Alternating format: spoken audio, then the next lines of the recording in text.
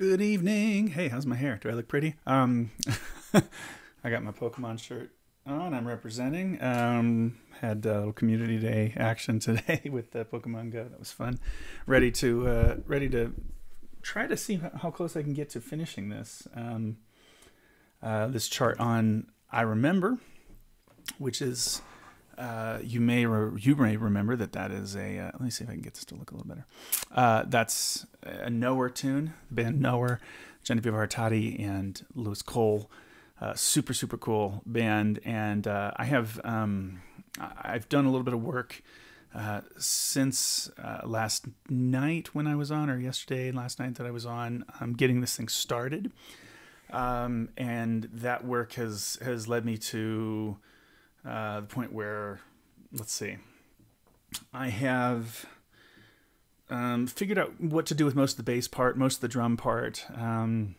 Some of it's going to be slashes for the drums. I'm notating all of the bass, but really some of it is not a transcription. It's just something that works well in the same spirit, and it's all funky and aggressive and rhythmically intense and all that for the bass. But I can imagine it working essentially especially over time, for a bass player to learn learn this part, or some of this part essentially, and get the idea of what it is, and start to play a little bit more freely over it. There's one section where I have been writing everything out for piano/synthesizer, but just stopped that at the Sax Solo Section, which I haven't really. Basically, I need to mark it. Kind of determining. Oh, there's some noise for you. Kind of determined that's essentially, it's like A13 sus. Like, it's a big old every note's cool in A flat, and essentially like feels kind of like the sus thing to do. You really want it? It's kind of that figure. So actually just now giving them the changes, and we'll go ahead and write solo, and piano can comp. The idea right now is I'm imagining, Brian, I know the director, I think he's going to be on piano, playing keys on this. So I believe going back and forth between a sawtooth patch and a piano, and the piano patch is going to be ideal on this tune. So that's what I'm hoping that he's able to work out in order to have some of these big, like, some of these big chords in that synth. Like last night we were talking about how it was kind of reminiscent of Jump by Van Halen. Well, so yeah, it's essentially a sawtooth patch, and so we want to have those things a moment like this.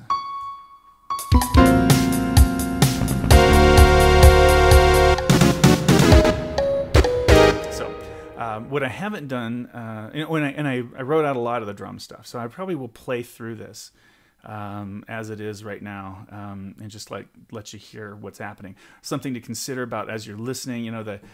The way Sibelius is playing this, it's super like tiny little 16th note hits sometimes, especially since it's swung.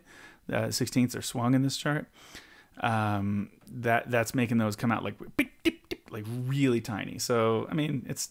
I mean, they'll be fuller, I would imagine, ideally, and I'll have to kind of work on that a little bit when I do the recording of this thing. What else? I've written in the solo line, basically only the vocal stuff that exists on the snarky recording that KNOWER did. So like, I remember, I've got that going, as you might expect. But I haven't really written much of the ensemble vocal, and that's what tonight's going to be to a large extent as I start to wrap things up.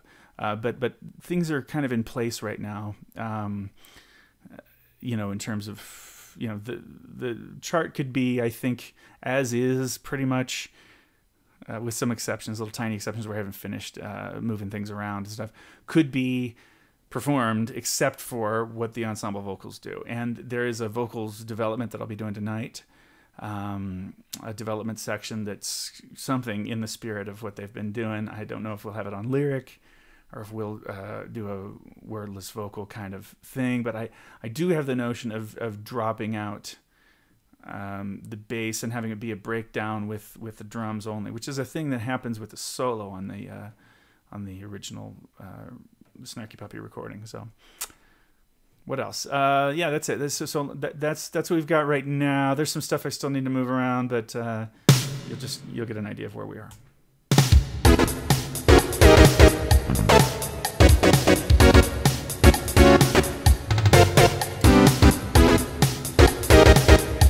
Double bass drum, but in the original, but I'm kind of imagining working better for Tom. And note, by the way, here's a little thing. The way I'm notating the drums is very unusual for me on this. I haven't done this particular way of communicating with the drummer, but essentially I'm saying, okay, see what you got before? Basically swinging 16ths sometimes on the hi-hat, but basically eighth notes laying in the pulse with 2 and 4 on the snare. That's it. And then here are some kicks that you should catch. And I'm giving them all the kicks, and occasionally another fix, boom, like I'm giving them these figures. But that's why it's not gonna, in the MIDI you won't hear all of it.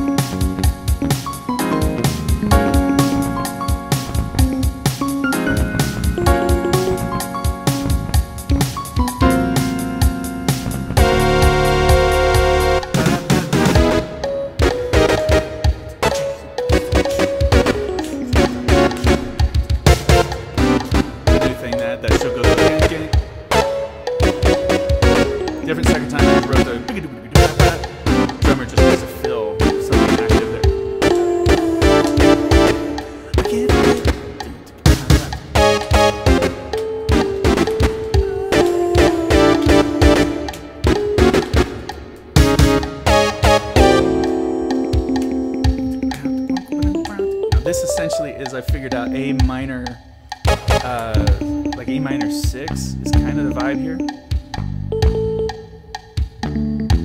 You're trying to do double bass drum? You got it then. Oh, that's awesome. Have to have him play. Okay, well he'll just know to play that figure at double bass.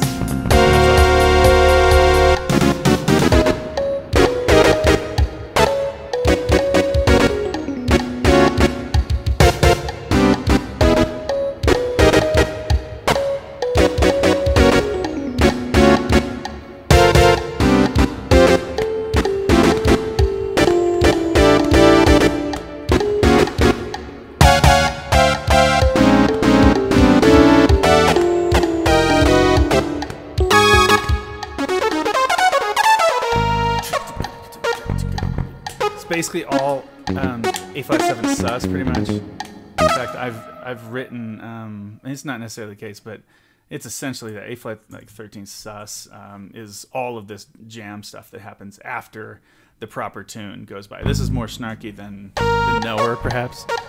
Yeah, these chords. And really no chords. This is all sort of unchord stuff here. On this solo.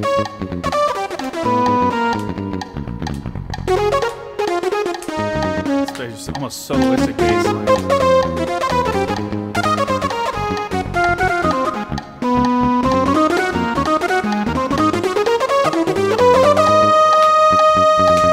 And this soloing now from soprano.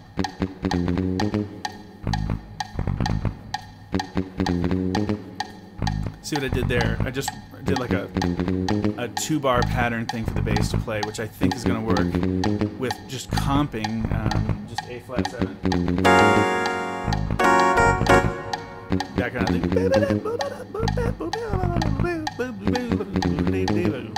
3, and then something. Yeah, bright Fender sound if you need to. Yeah, go for it. See what works best with the ensemble.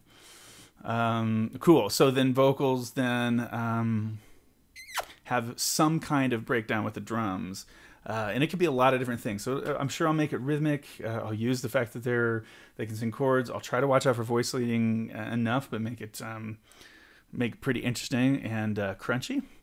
And that'll be 16 bars that we'll get to tonight. And then back to the I Remember, which I haven't brought in the drums yet. Actually, that's a thing I meant to finish before I came in, but let me just grab it. What I've got in the earlier section for this.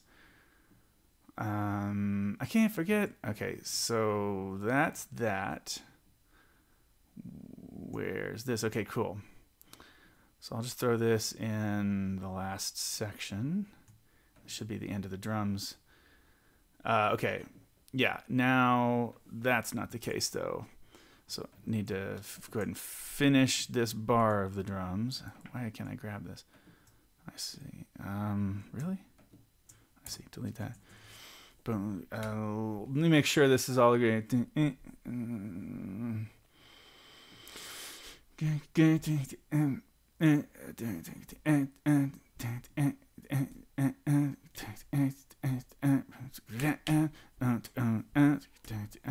Oh yeah, this is where it gets different. So I think I need a bunch of different hits here the whole time. Yeah. This coda figure they only do in this one spot. So the kick is going to be grabbing. Actually, why don't I write this as rhythmic notation? I think. We have a tenor player that can hang on that solo line with the alto sax. Oh, two lines. Yeah, good. Do you want that to be alto or do you want it to be soprano? Right now I've got a soprano. For I think your dude was an alto soprano doubler kind of guy, and then you have a and you have the so you get your tenor. Well, that's super cool. I'll write both. Which is really no big deal. And whoever wants to blow can blow. It's just A flat 7 sus the whole time. So they can trade off. You can expand that section if you feel like it. I'll just do 16 bars for the purpose of the demo, essentially. But if you want to open that section up, certainly you could. What am I doing? Okay, so I just need to take this rhythm, and I'm just going to make it rhythmic notation. So let's do it like this. Pitch is constant. Yes, with beat. Move notes together with rest. That should be it. Yeah, cool. Or soprano's fine. Well, so yeah. So let me just do that for our ears to hear it, so that you've got the lower octave in the tenor most of the time. Sometimes maybe they'll lock in, but let me throw a tenor part on this. Actually, they could both read the same thing. Theoretically, since they'll both be in, but it would be good for them to have separate parts. Since both of them are B flat, I was thinking they could both use the same chart, but not necessary. Oh,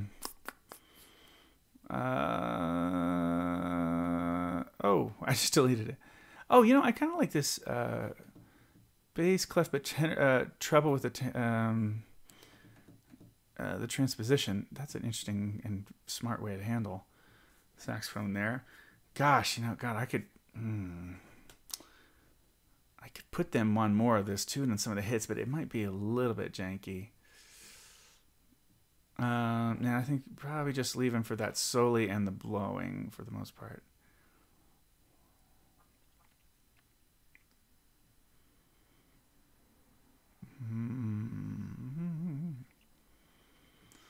So yeah, let's do this. We're going to give them a lower octave on this whole section.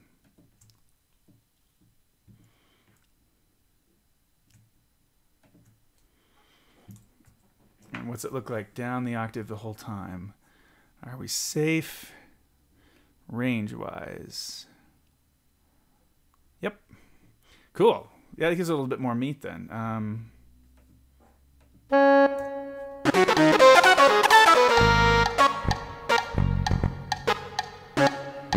Can't really hear it in this context. And saxophones sound terrible. Yeah, let's not have it be that detached. How about that? So it should be cool. All right. A lot of places I could go. Piano comping was taken care of. I don't know what's happening yet in the vocal development. I think it's time to start. Let's figure out what the ensemble is going to do in this chart for a large part. Let's just see what they can do. Largely, I've been imagining giving them some single line stuff in some of these sections. Maybe two part stuff, but get it to where they can run across some of these quick chord changes in a few spots here with common tones. So that's thought about that a little bit, but I don't yet know if that's the right thing for them to do. I'd like for them to be involved, but I don't think their role is inevitably going to be to go da da da da da da da da very much. I just doubt it. I just don't think it's. I know how that sounds with jazz choirs, and I just don't like the sound, even when it's done as optimally. So I think we got to come up with something else. So the first question, so I may do something in the intro here. Say it, yell it, scream it, just open the door and let it down. And I think that's a solo figure. And really, although this says G over A, I mean that is G over A for that instance, or in that moment. But let's see. But it's not. Well, in the beginning, actually, there isn't such a sense of wackadoo, wackadoo. Where is that? Noise. Just be prepared for noise.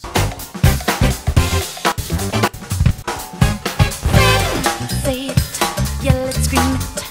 Just open up the door and let it out. Come on, friend. That they can sing. Can't we just get along? Can't you just do what I really want?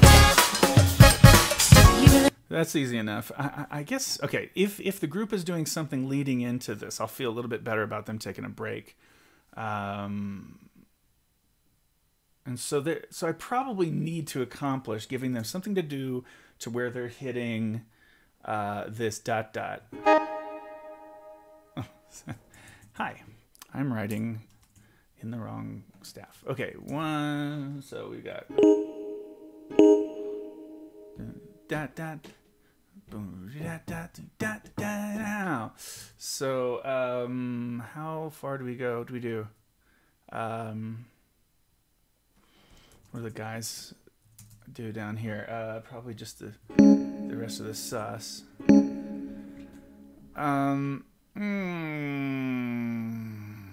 Let's see.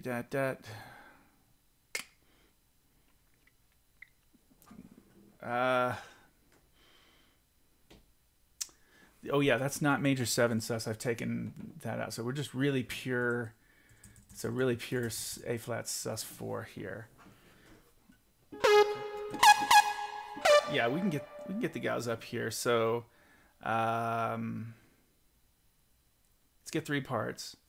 Let's go ahead and have them split up like the voicing is in the synth here. Do that, do that. Going to that down, that. And I think I'll have them fall, and I'll throw a gliss on them, just like I have. I can probably snag it from here. Oops. Huh. Really? Oh, I can't do that. So I need a line. I need that to be gliss onto a wavy beer.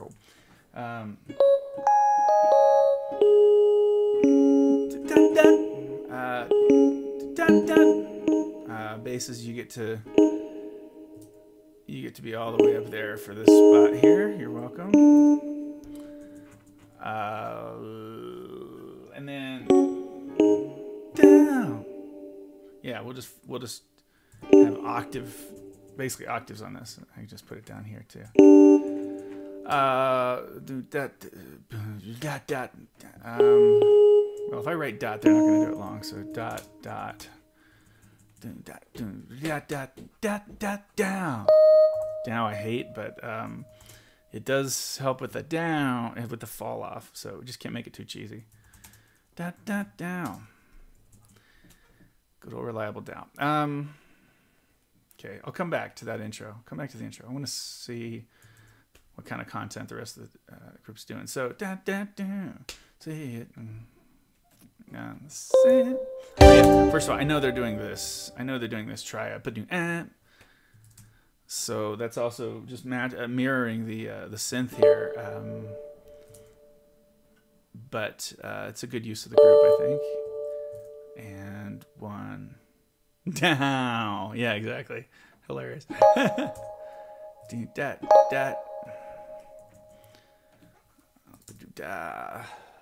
Yeah, they got to do this. And one. Same thing.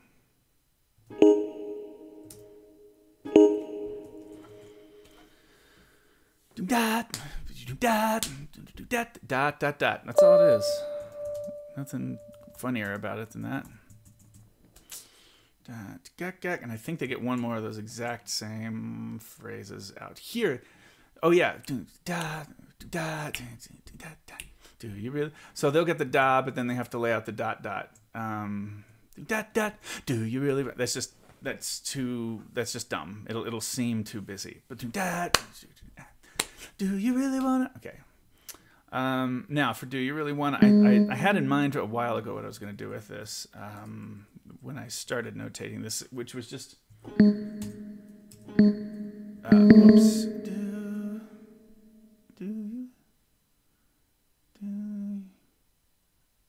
Do you? How deep is this sus? How deep is this sus? It might just be tertian. Like that. Live like this.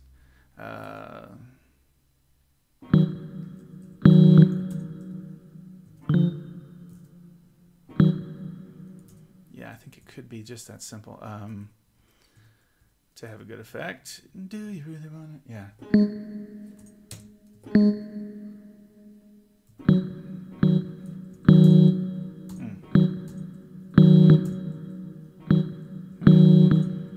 Golly, can't get it right.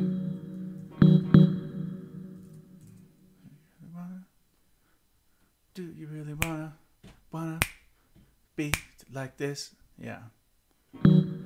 So it's really about the rhythm more here than like a bunch of different notes, obviously.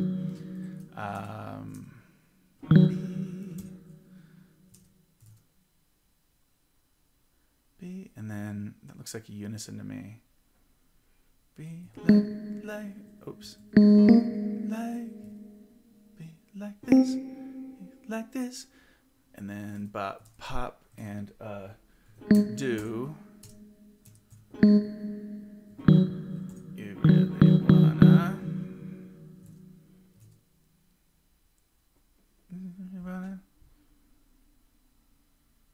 Oh, you really wanna? 3, 4, wanna live like this? What do we do with the C natural? Thinking of how about this? Wanna just put it as like a sort of a sus4 voicing, and then live like this, and then we can spread the voicing up. And of course, I haven't written the altos in yet. Just getting the guys, just keeping in mind what the guys need to do. Do you really? I think, do you really wanna? Do you? Oh no, just up an inversion, frankly. That works. So, back down to so.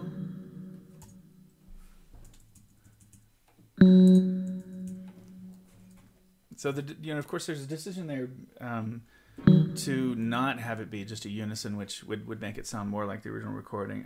But I think that we need to take every opportunity to write good ensemble stuff in this chart. Let's see.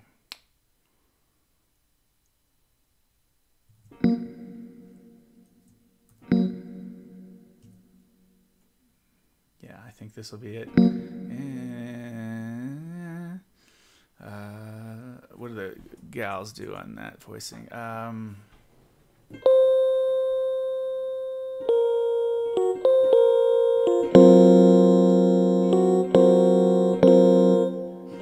So it's not a massive jump. It's not a huge dramatic move there. It's only that.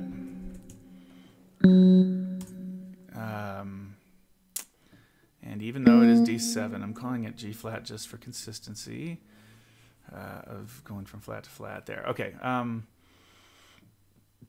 me write the gals, finish them.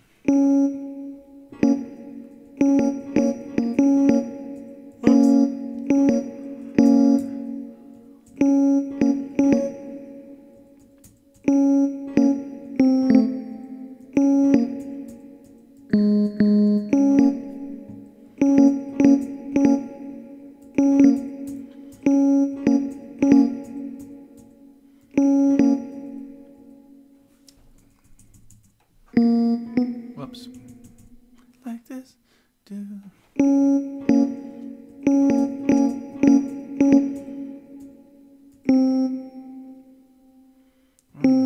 Yeah, this is right here. And then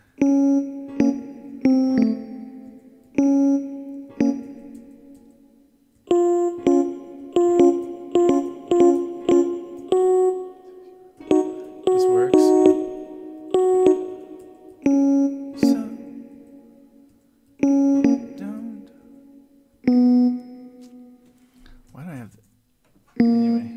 Oh, I know why I wasn't seeing that.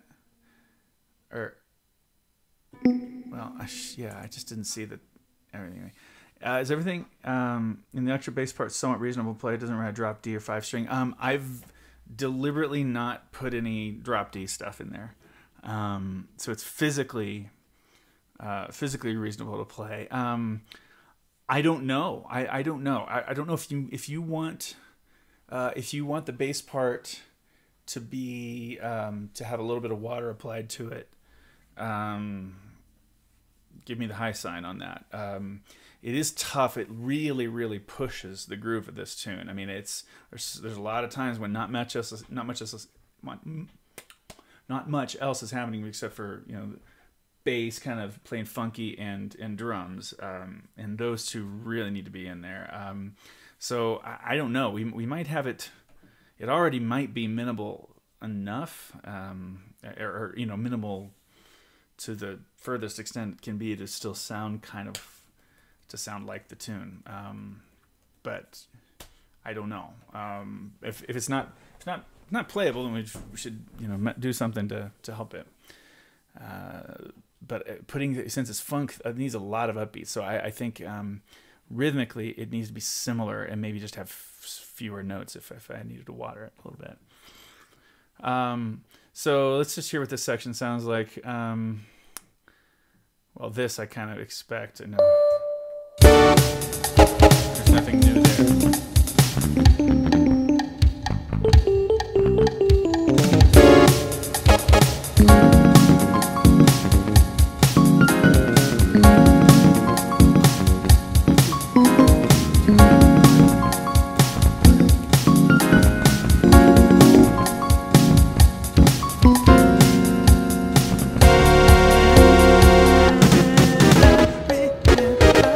So now I'm really curious what to do, because we could do octaves, but there's a lot of leeway, I think, for some harmony here. So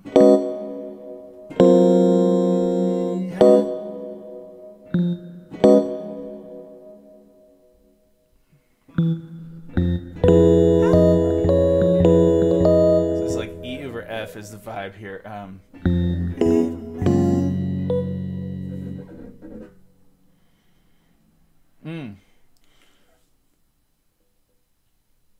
Yeah, boy, it's a little tough. Here's the deal. When the lead line is really kind of divorced a bit from the heavy reharmed, not reharmed, but complex harmony comping stuff is doing, it's hard to throw chords on that because nothing's supported. It's kind of the thing I was thinking about with this tune is I can't really give them like chords. I remember those words. That's why we need some chorded stuff in the development section, because this almost has to be gals and octaves, gals and octaves with guys, and I guess the altos can hang with the line as it is. But yeah, guys, I remember. It almost has to be that. I just don't know. Because like stuff just doesn't work. Like like this mem, I mean, he writes as if it's in like E major 7 or something like that, or what other implication? I don't know. That seems about right. I remember those words so I think that has to be octaves. Okay, makes sense. Brian says, and then the hip part about it at least will be words I.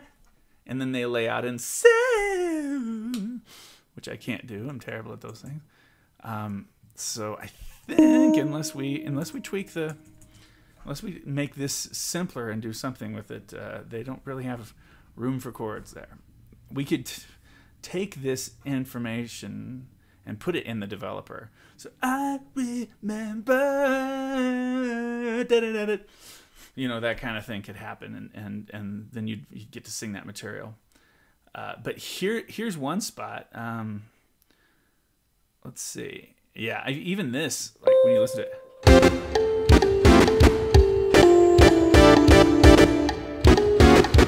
Well, no, actually that works pretty well. I was gonna say even this doesn't really match up, but I don't know what I was thinking, because it does completely match with the vocals and the piano, bass. They all work together, so it does at least work there. So soprano's on there, I can't forget.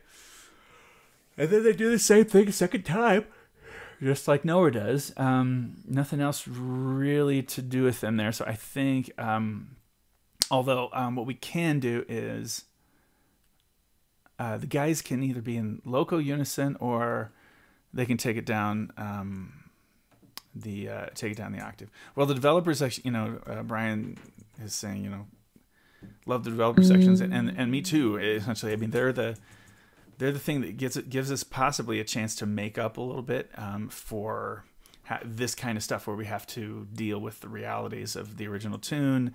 Like, are you gonna just arrange it so much that it doesn't have its original character? Are you gonna let it be kind of what it is?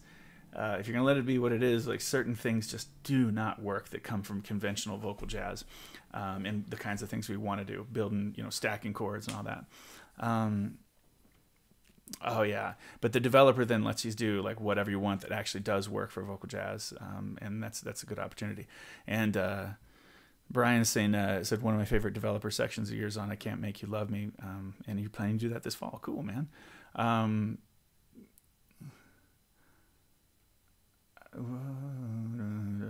What is that development? What happens in that? Let me pull it up. I can't remember this developer for my life. What does this do? Oh, at the end of it, it's yeah. It starts here. Oh, if you don't, yeah. Whoa, which is a little figure that I wrote to add to this as a theme, and then whoa, soloist going whoa. Oh yeah, and then we actually, Julia and I had this idea of cutting out the rhythm section here, which I don't know if the chart does, but you can do that on this.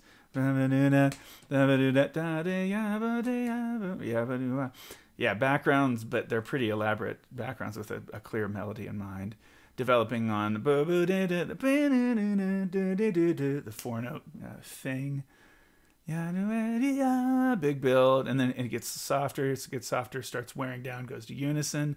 In a little way, in some ways, there's aspects of the But Beautiful developer, which is one of the sort of, that's one of the ones I point to the most, I guess, is like, hey, this kind of worked. It came out okay. Yeah, it gets real simple at the end, unison, and then finally a chord and the tune with, yeah, well, that's that developer. Okay, well, this one will be exactly the same as that. Basically, I'm just going to copy and paste from that chart. No, I will not. Okay, so interestingly, we're at the second verse. So this really is so everything at this point has like happened that's going to happen in the form of the tune. Everything has happened, and so we've done all the sections of the tune thus far. Now it's back to the second say it. Now what we know about this, and the second time in the snarky version, they play a pretty clear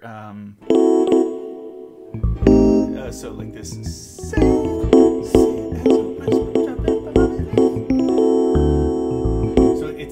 it's kind of like, you could call it like D9 over A, but it really kind of feels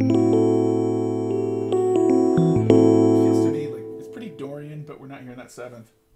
But we could, actually. Yeah, I mean, she's singing. Her melody is it conforms to that. We don't have any Fs. She skips over the F in the melody. Yeah. So this is doable like this. They don't have the same so vocals need to comp here a little bit more. Groove a la guitar. Haven't done this. So I need to write down maybe some kind of regular comping thing that works with just drums. Yeah, because bass does lay out here. So I'm going to actually not call it this. I'm going to say, yeah, A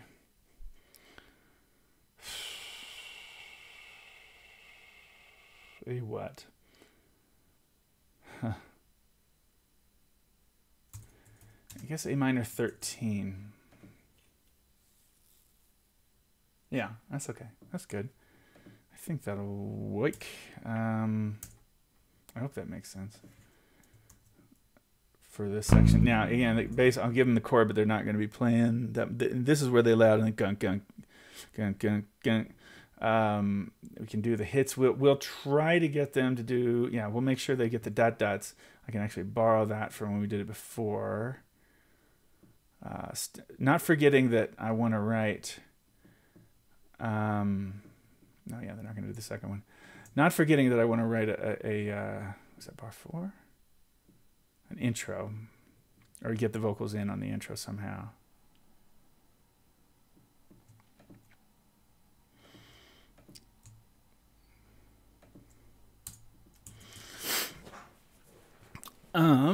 So we're gonna get them to where they can catch that figure. Hopefully. And then do you really wanna it's different this section this time. So I'll wind up writing this, I think, with the same concept, same approach, but then there's slight differences, I think. Although I'm not sure what those are yet. Let me do that real quick. I'll come back and deal with this next section, but do you really want it? I need to get, I'm going to copy everything and then just look at it and see what the difference is. So I'll throw it on the soprano and tenor. That actually makes them really useful in this case, to have this soprano and tenor sax just sitting there. So let me just snag all this and bring it over. Then we'll do those. God, I know it's gonna end up being that. I just don't want a pure like two half, like it's the same thing exactly. Don't want that necessarily. We've got to find some differences between the first and second halves of halves of this tune, I think.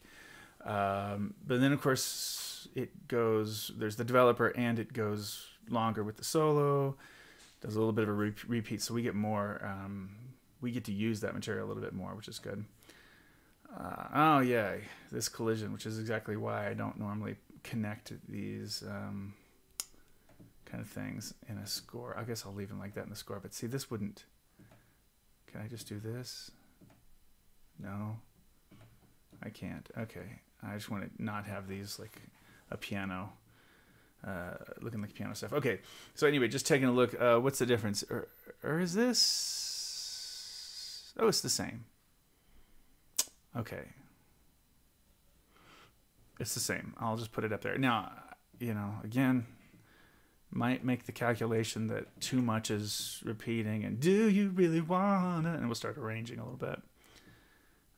But adapting as long as, you know, it works to adapt essentially, and use the original material, as long as it's not repetitive or boring, uneducational, any of that stuff, is kind of my MO there.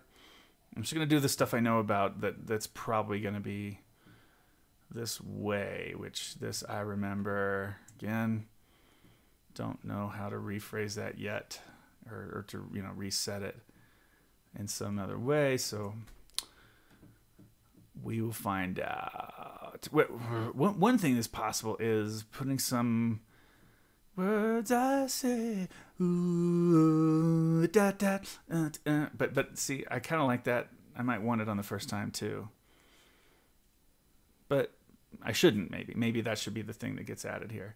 So I'll just say hits or pad hits and pad and hits, and I remember.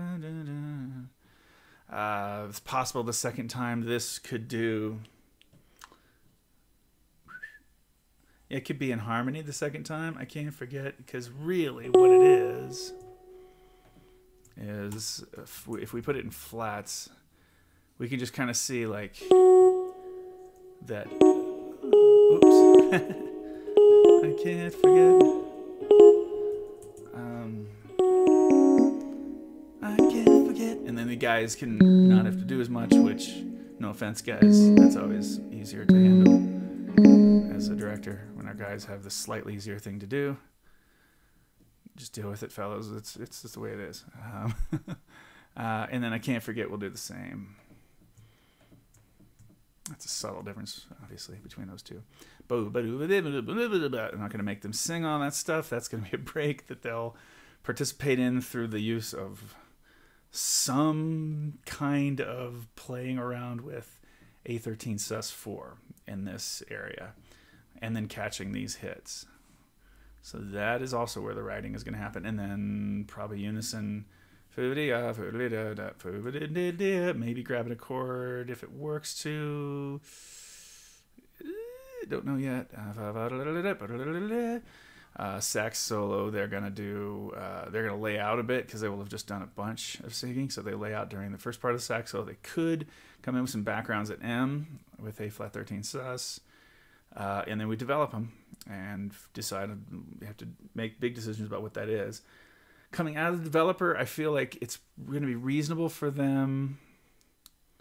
Yeah, this will be a third time stating this. So that's what we'll do. We'll not do the little hits in the first time, but we'll do it the second and third times. We'll do the chords for I Can't Forget. So in fact, I can't forget to throw those in. Let me grab it. Actually, it's just the exact same as this, I believe. Yeah. Good. I can't forget.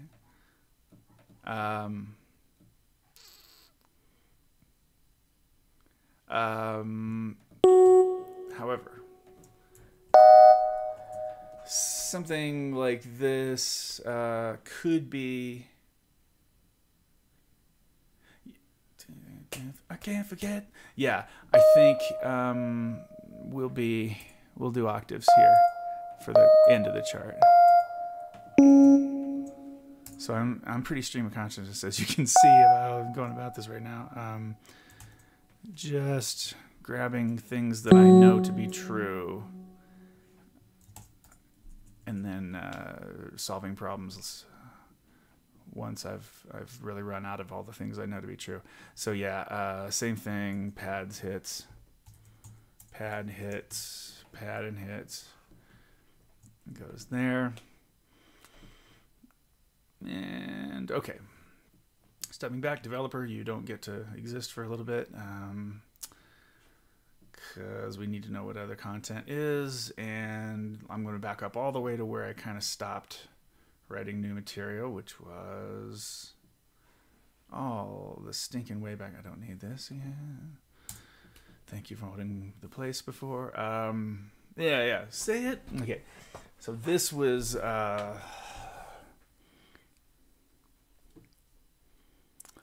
oh, you know what we thought about?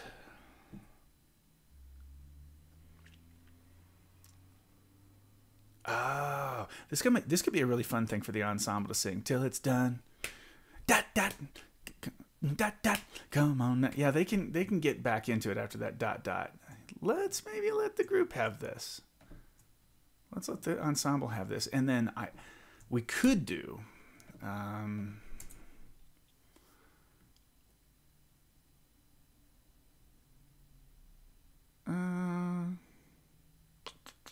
It's kind of a typical way that I've handled a lot of pop charts, with soloist handling one verse entirely with some backgrounds or not. Second, and then the chorus happens, and pre-chorus and chorus happen or whatever, and the ensemble's in for that stuff. And then the ensemble actually takes a decent chunk of the second verse or all of it. And that's a formula that's worked in the past for me to provide. First of all, it just makes it not a feature chart for that soloist. It's done. Yeah, Brian says might make it easier to rip up to that chord if they've been singing at that point. Well, yeah, and I was going to have them singing. You're right, just out of 4 bars. They're kind of long bars in this tune. So, like, in other words, there's a lot of stuff happening. So it's a lot to pay attention to. After 3.5 bars at least of them laying out and then going that cold would be brutal. I was gonna have them do something with kind of a jangly guitar, not have them go whack, but just some da da da da da da da. But I think that actually we can accomplish this by voicing some chords on this. Say it as a whisper dropping bomb and you can hear it. And then till it's done as a unison. That to me seems pretty reasonable.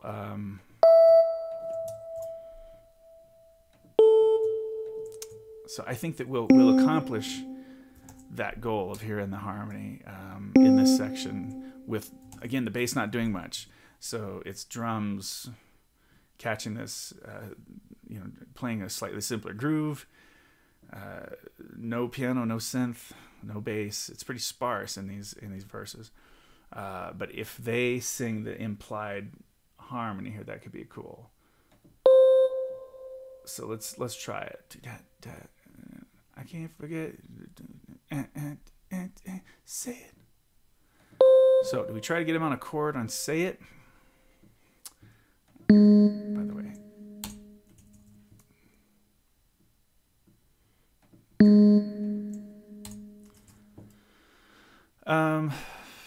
Say it.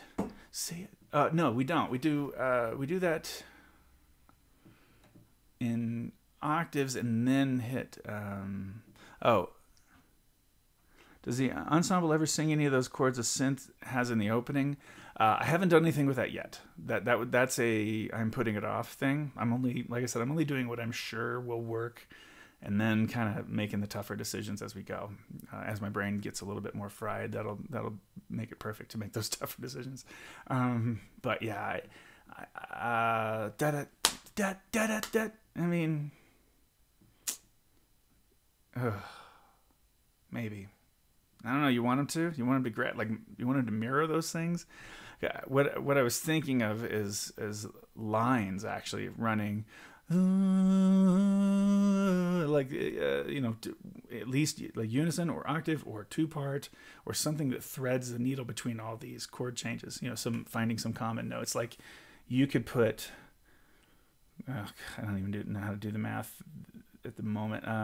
Like what's good between E over F, like this whole bar, is there one note that is common to this whole bar? Well, F is technically good, but because it's in the bass, it's not going to sound good in an upper structure.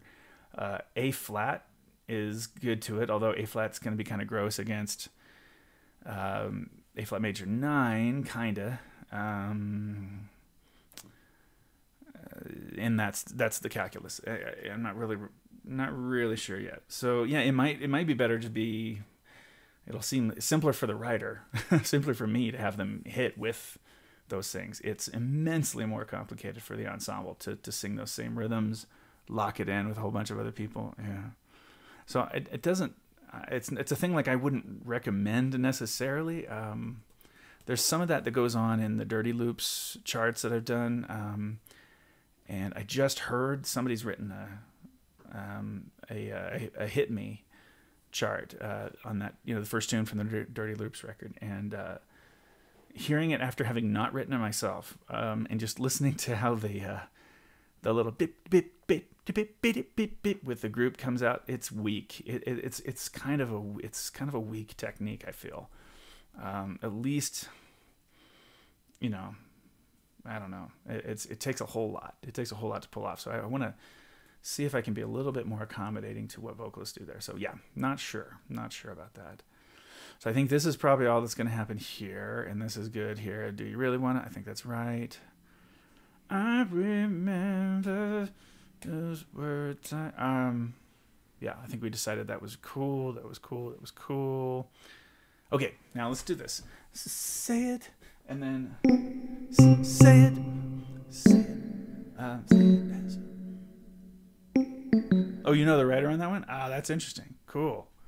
Well, I'm curious about it because that's it sounded pretty good. Definitely though, that particular device. He did. He shared it with you. That particular device, just wasn't sure. I mean, I had to. Well, anyway, I can't even talk about how I heard it. It's not appropriate to do that, but it was. It just made me think about this, and even about the ones that I already written. Those little blips, doop doop doop doop doop doop. When there's like no time to tune those things, and when we're accenting hits, the vocalists are. They're lucky if they sing those things in tune, half of the time, and so it's a little rough, I think. Okay, let's see what A minor 13 brings out of this. If I do, we're gonna actually, because we don't have a lot in the bass, it can be if it's the group that went for downbeat. Well, I don't judge the downbeats, so I didn't hear that. However, maybe I heard something else they submitted for. So that's all I can say. Okay, good. I think that voicing will come off nicely. It's dark. It's a dark voicing, but I think that'll.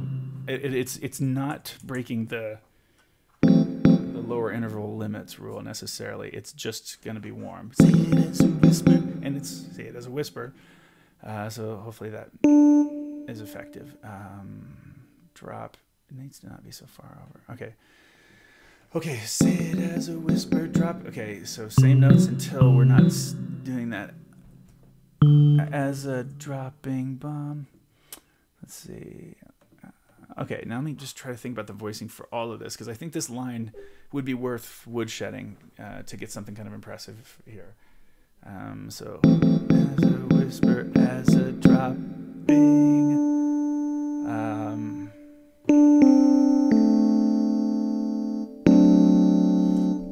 I think that's okay to have this whole step there. I can't do too much of that whole steps in the lead or half steps in the lead, especially on a fast thing like this, or otherwise I have the same issue I was just talking about, tuning quick hits that are kind of tough.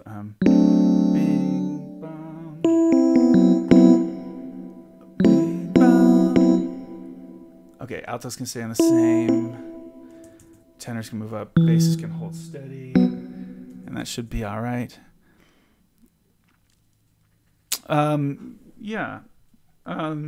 William Torres just said, can you explain the lower interval limit rule that I mentioned? Sounds like an interesting thing to keep in mind. Yes, that is that language, at least that term for this concept, came from at least from in my life. It came from Gary Lindsay's book, Jazz Arranging Techniques, and essentially it says you are limited in the specific sizes of intervals that you use when you start to write low. So just consider how, okay, so an octave, there's no limit, right? You can have the lowest notes, 2 super low notes that are an octave apart, and they will sound fine. You have pretty much free reign with fifths, although if you get very, very, very low, I can imagine, it'll be too muddy if you got a fifth down there, but you don't have to worry too much about fifths. You can write a lot of, especially when you're dealing with big band and you got low brass or something, or this would be the case really with any orchestration, I think. You can spread a low fifth and it'll be effective and strong, and it's because of the overtone series how the fifth is the first it's the first new note in the overtone series, right? That if you've got an octave is the first harmonic, and then a fifth is the second harmonic. So doing that down an octave and putting a fifth, even it doesn't sound too dissonant. It's okay. But fourth, there, think of that as the next most consonant interval.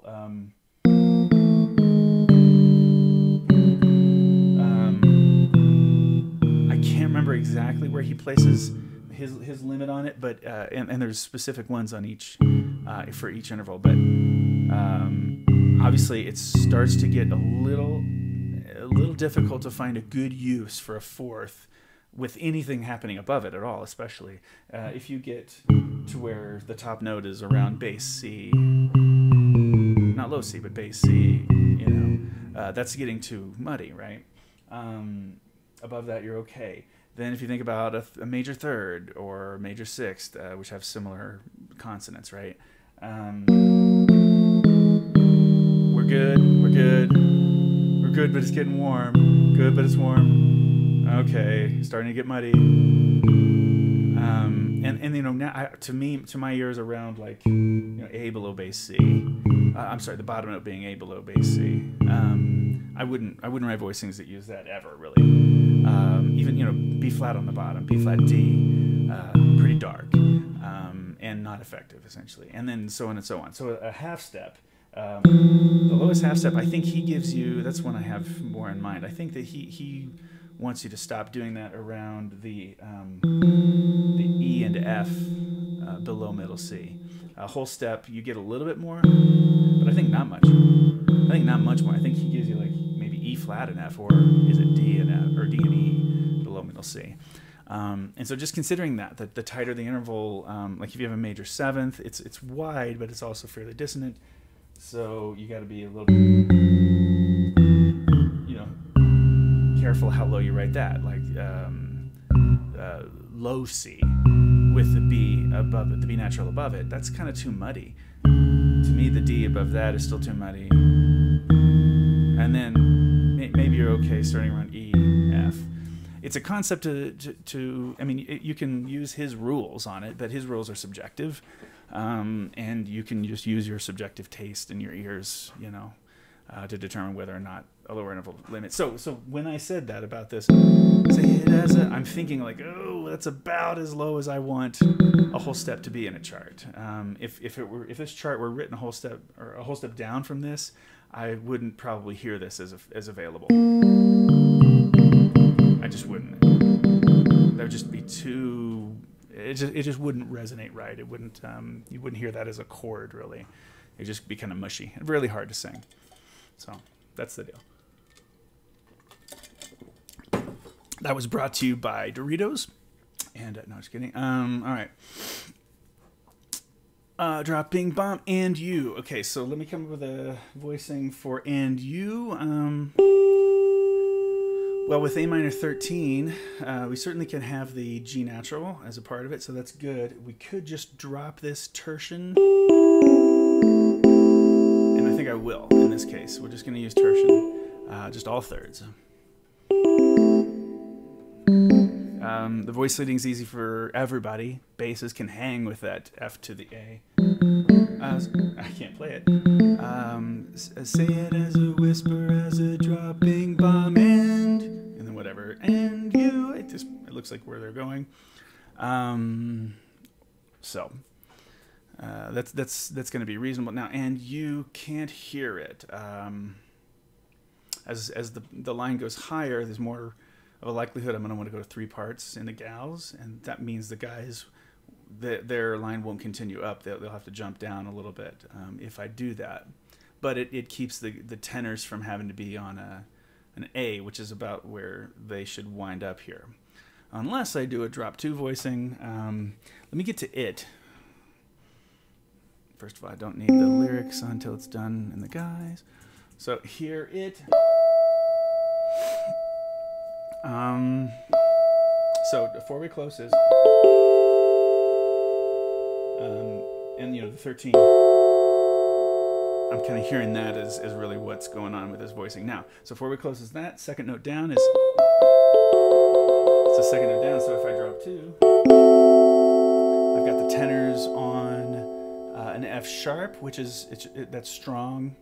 I can also substitute, instead of the A, I can substitute the B natural and get kind of a hipper voicing out of that. So the 9th is an available substitute for a root in a voicing. So I think that's good. I want the tenors on their F sharp. Can't hear it, you know, and so they've got to push to get to that. Although that's not a direct path for them. They're going to have to jump down because I've dropped 2 there. That means I might be dropping 2 on here as well. So working backward to the chord of here, tertian voicing would really be same thing, because those are in the same category, 4 and 5. The D and the E, when we're in A, those are in the same category. So what if I see if I drop? I think I need to change voicing styles here. Well,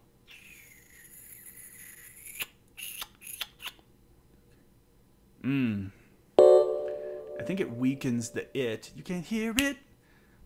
It weakens the it if I already have the tenors there. Ooh, I know what to do. So I'll drop 2 on this, but it'll be slightly different. So we'll have them on the root now so that they can move up to the B natural. So we won't actually have them sub that.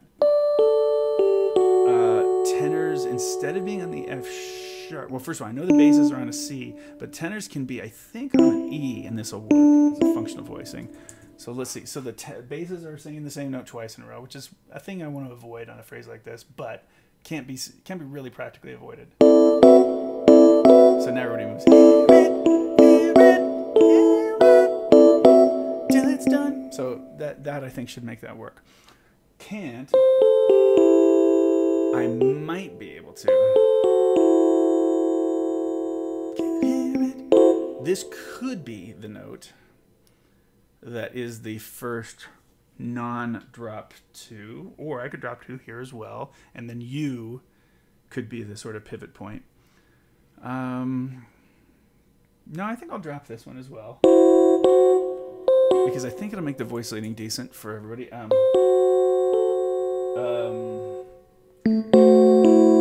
Now, when I drop the second note, that goes to A for the basses, which is the root. And I earlier did a substitute, and I put the B instead of an A, but you can't do that here because of that. Because I got the third in the lead, the minor third in the lead, which creates a flat 9. There's another rule for you. Can't have flat 9s unless it's a flat 9 chord and it's root to flat 9. Otherwise, I mean, you can have them, and this kind of music breaks a ton of rules, obviously. This genre. Not great to do that with voices too much, though.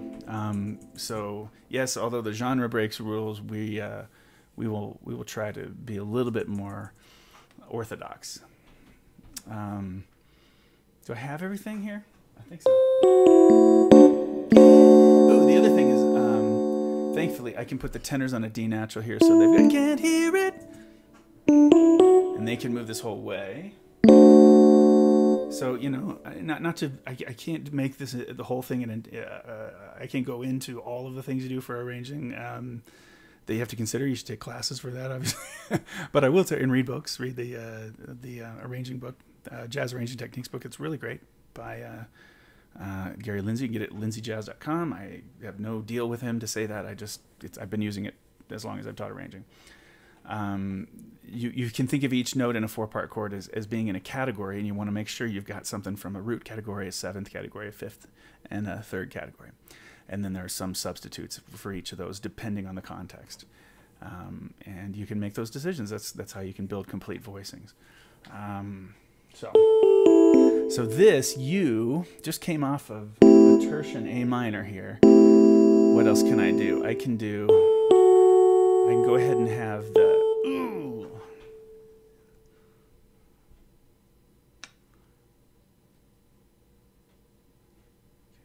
That's right.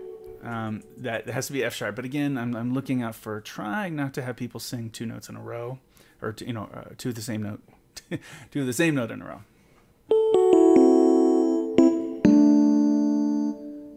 You can hear it. Yeah. So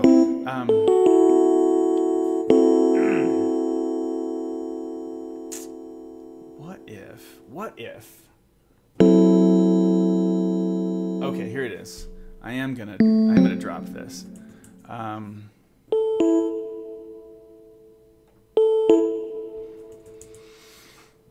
Yeah, so I'm dropping 2 here already, and that creates a pretty good line. Let's just listen to just that.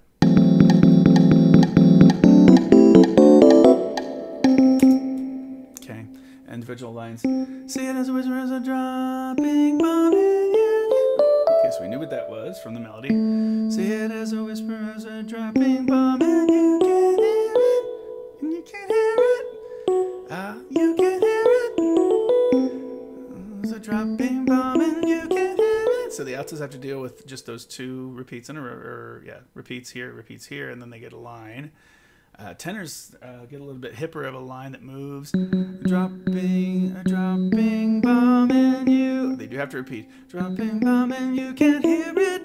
Dropping bomb and you can't hear it. That'll be tough, but and then dropping bomb and you can't hear it. So and then the basses are just dealing with on this line. They're just dealing with like a diminished chord that they're outlining there. I think that's enough. I think what I'll do is have the soloist keep the come on now, listen to the sound. I think.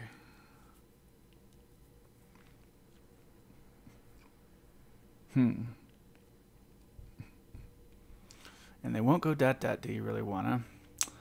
So what do I do now? Well, I think bass is doing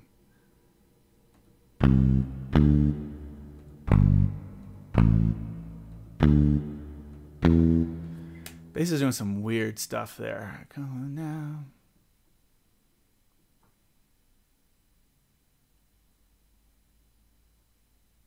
Oh. No. That all makes sense. God, why did I have... I was looking at the A-flat sus4, and I was like, yeah, I got to find some A-flats. Ooh, this doesn't work with that at all. What's wrong? Well, no, of course not. It's just like a moment of A-flat sus, and then the rest of it's A minor 6. God, weird. I just spent all that time in A minor 6. Why did I not remember that? Okay. Do that. Come on now. Ooh. Yeah, so we hit... we get them to do some backgrounds here. Come on now. Ooh.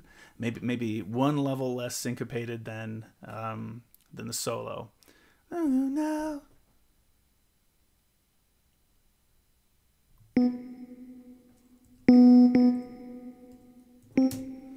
Ooh. Yeah, just one bar of a figure. Yeah. Ooh.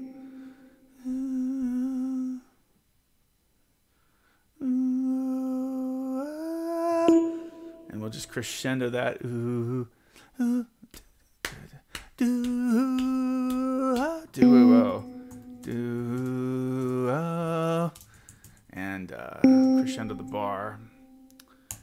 And I'll write a chord, although we probably start together. They were just singing pretty high, so do. Let's give them a half step though. We can handle that now. Do. So it'll be just do. Listen to the sound.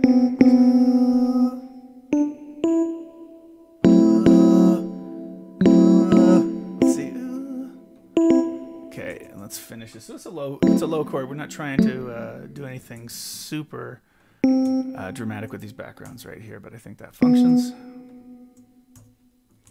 Let me just listen to it, like, kind of consider context a little bit.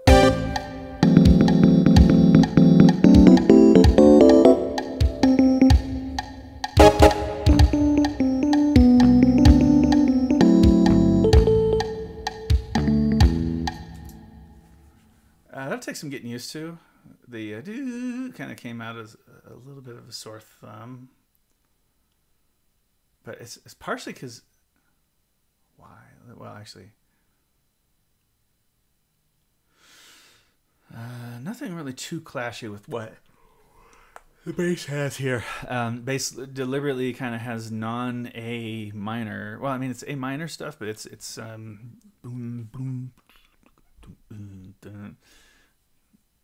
Be easier if they were just playing A, but it's a little less interesting.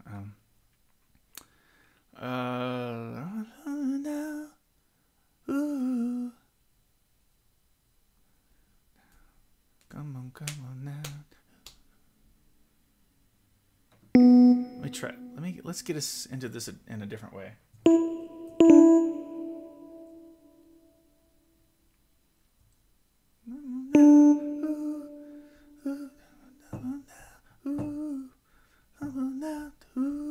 Yeah, let's just make this. I'm gonna tweak this a little bit.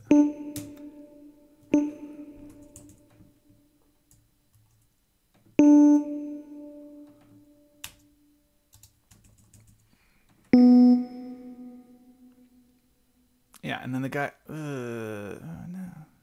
Well, it might work to have the guys actually still on the B natural. I don't have to do this, but it's going to be a bit of a drag getting into that chord. Let me see.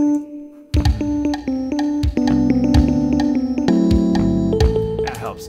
It helps to connect the ensemble to the D natural coming out of that. Ooh, that was in a back. 1, 2, 3. Ooh, ah, losing touch. Losing touch. Ow. With yourself. Losing touch. Losing touch. Ow. Let's give him that. Let's give him a little bit of a hit. Losing touch. Ow.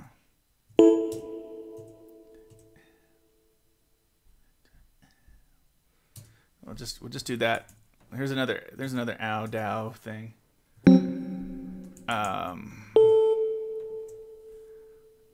And just be on their own with that hit.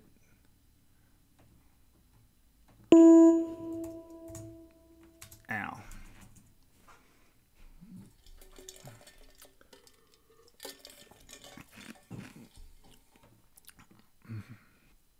Yeah, well, he does play the D natural after that, so it kind of looks like a D7 chord, of course. Let me put that in the piano though.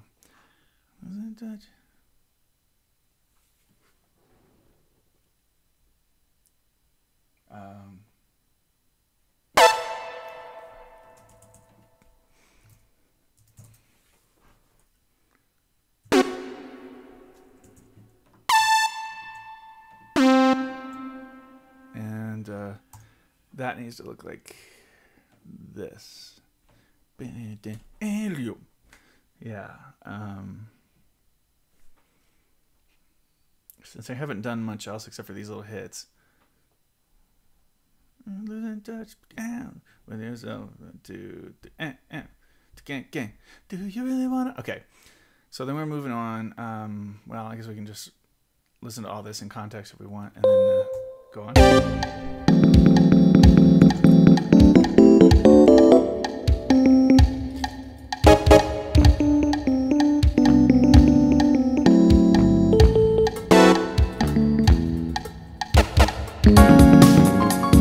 What I like about that is it gives them back their moment of that some kind of a hit in that section, and doesn't have them silent for so long.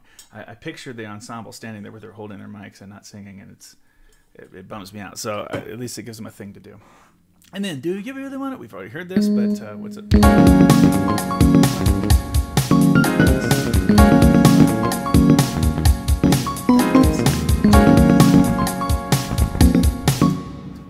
Okay, let's do. Do you really wanna? Yeah, I think I want to elaborate on this wanna, just to give a little bit of an extra thing. I wouldn't change any rhythms because, man, memorizing the difference between two choruses, or two pre-choruses, or whatever, would be too gnarly. But do you really wanna? Do you really wanna live like? Yeah, if I can get back down to do you really want? Do you really? Do you really wanna? Do you really wanna? Oops! What did I just do? Save.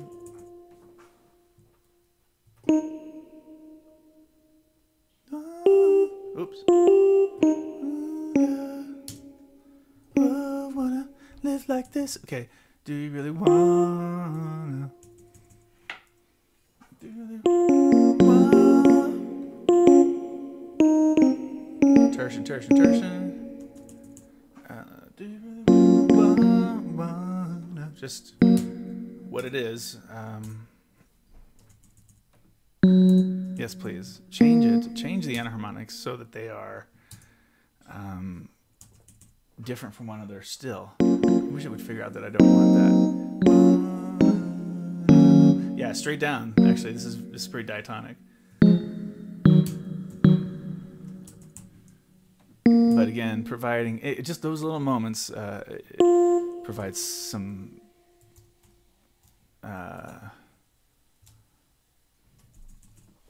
just enough interest for the audience's ears that surprises them.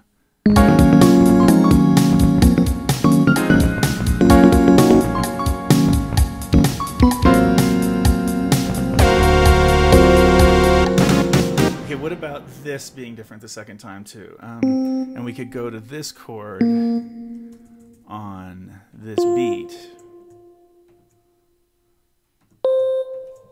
and then do a higher one for the third, and then they've got to find a way to get back to all the I remember business there. So let's see. Yeah.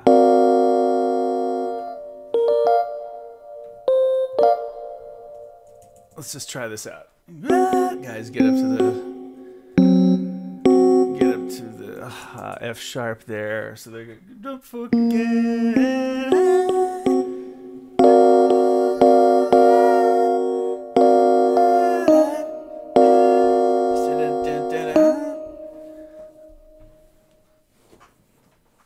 Well, okay, here, I'll tell you what we'll do here too. Let's have the solo on this time take all of this figure the first time. But those words I say, ooh, yeah, and then when they come in with their couple hits, and then boom, snap, actually they'll just do snap, and then be off, and then when I'm smiling, and then we'll go back to that. So I'll have this again, maybe do some pads and hits the same way. Okay, that's where I think this can go. So I remember those words I said. Yeah,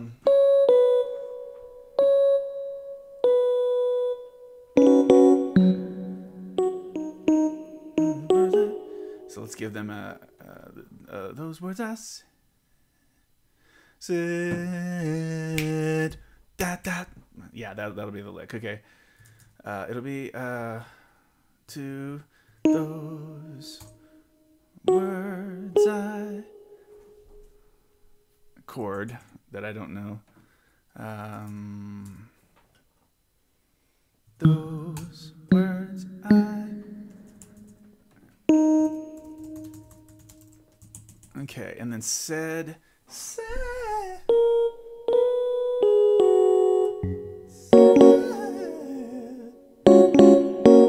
yeah, again, she's already...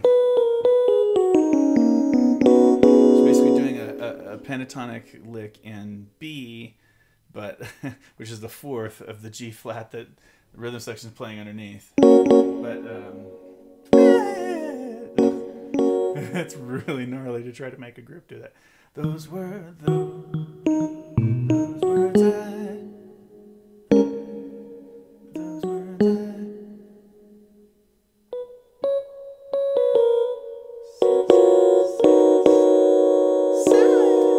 maybe we can give him that little cluster. Let's try this. Here's a first kind of little scary moment for the group. But I'm going to do a thing that kind of marries the B flat scale with the G flat and just call it like a G flat add 4 essentially. See if it works to hold that. Yeah, we're thinking sharps here, except for here, which how bad does it look really to think of it as F sharp? It doesn't really look bad, but it's gonna be a little harder to read coming up. So yeah, it'll just be kind of both things at once. And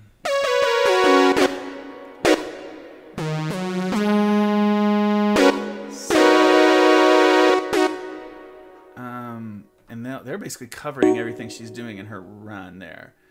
Said those words whoops, back up. And Brian says, yeah, yes, cluster voicing, here we go.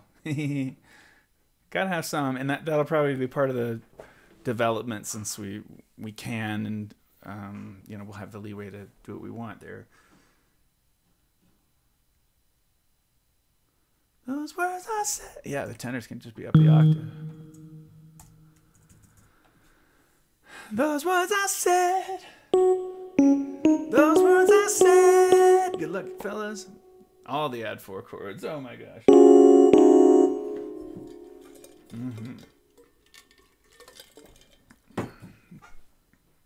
trying to think of that meme. Oh, they had 4 chords. Said. Okay, so what I said.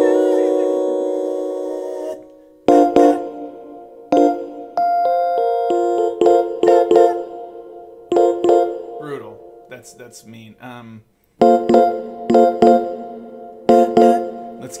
Let's just drop a note in that and let the basses not have to kill themselves on the high stuff too much.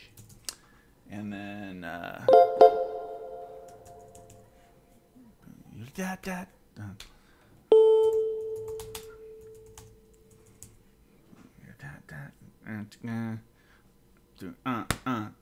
I'm smiling, I don't forget.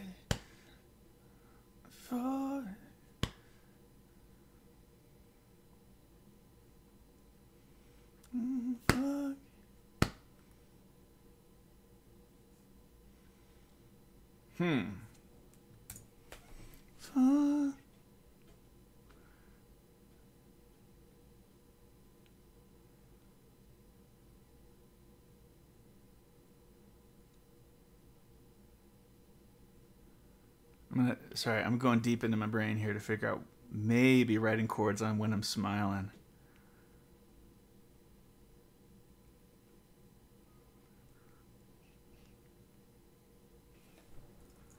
Huh.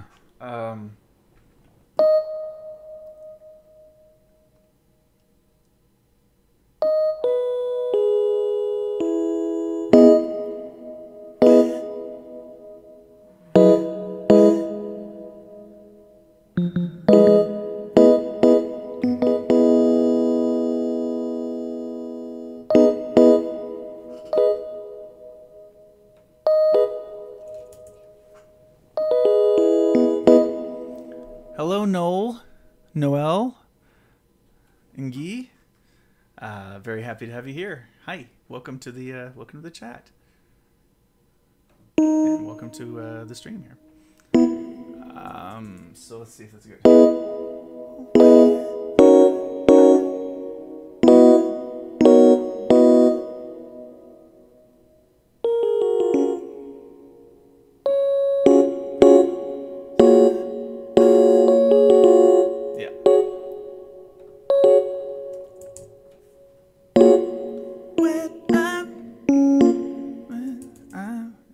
Like trash.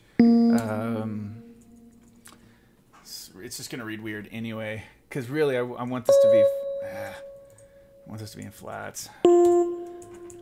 But the when is not something I want to be in flats. I hate that. It's so hard with these modal tunes. That's a nightmare. E natural too. I mean,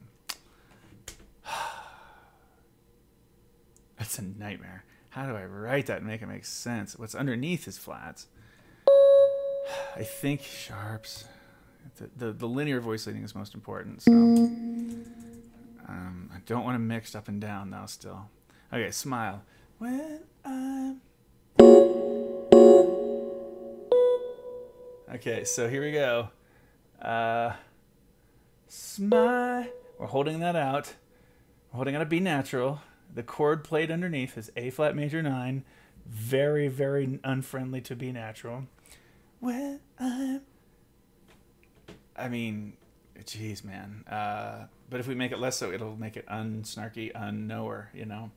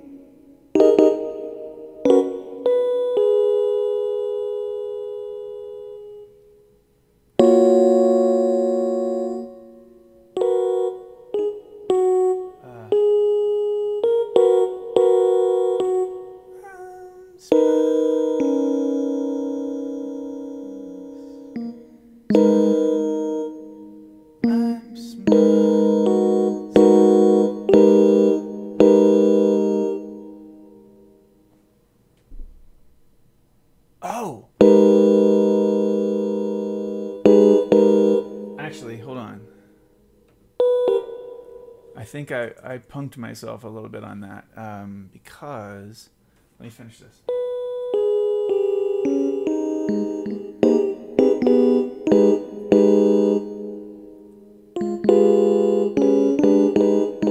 Yeah, actually, that's more compatible than I thought.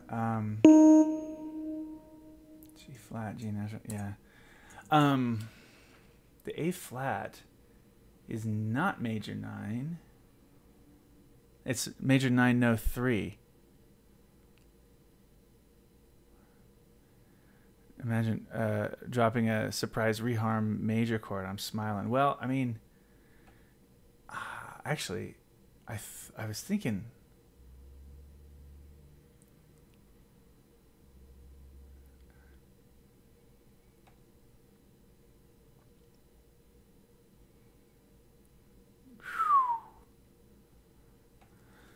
So almost what we've got. And then against... Oh, that works. Yeah, I had it wrong that was major... It's not major 9. It's major 9, omit 3.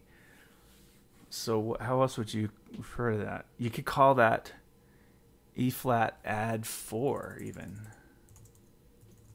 Which is maybe better for us to think about it. And then so in that case, here's the 4. Well, get off of that.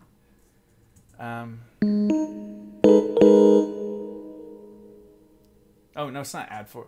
Well, it is E flat add 4, but again with that stinking B natural in the lead. When I'm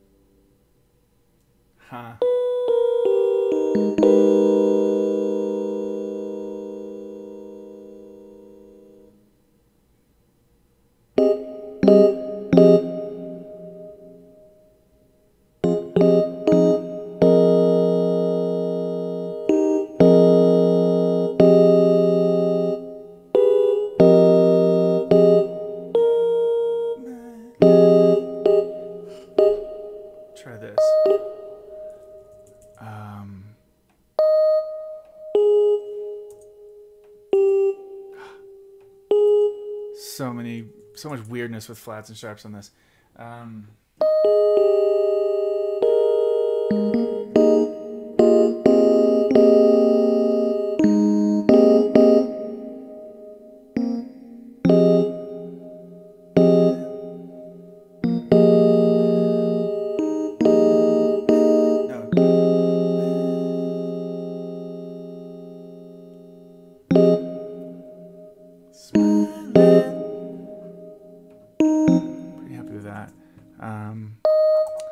Could do, but I think this is gonna work maybe over this.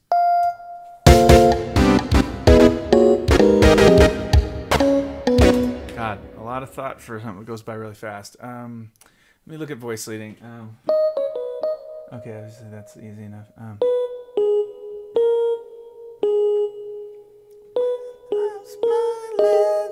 The crunch there, crunch there, but separate crunches.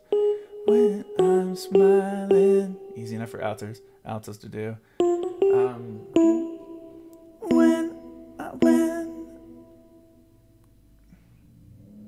Oh yeah. When I'm smiling, when I'm smiling. That's a little gnarly, but when I'm smiling, that totally makes sense. Then the line.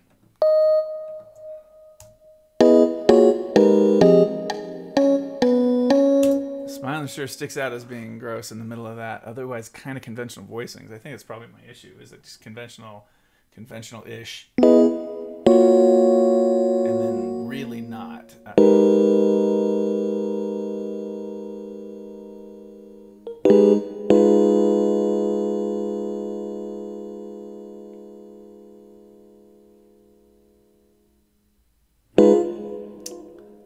Maybe that. Oh, wait.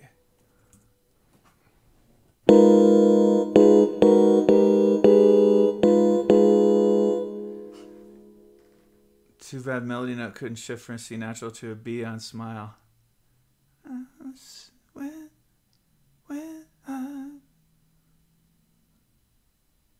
Yeah, I know. I mean, I kind of don't. I don't know. I don't want to change their melody. I don't want to change their melody though. I know. Reharm chord. Yeah. It's just a little too. I think it'll stick out like a sore thumb a little too much in this context. If I suddenly have ta-da, which is my term for out of nowhere major sounds and stuff, or anything out of nowhere. But ta-da. I don't know.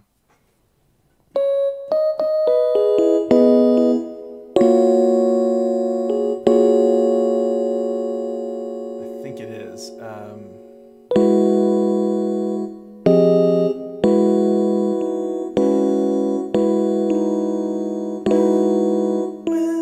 When I'm smiling,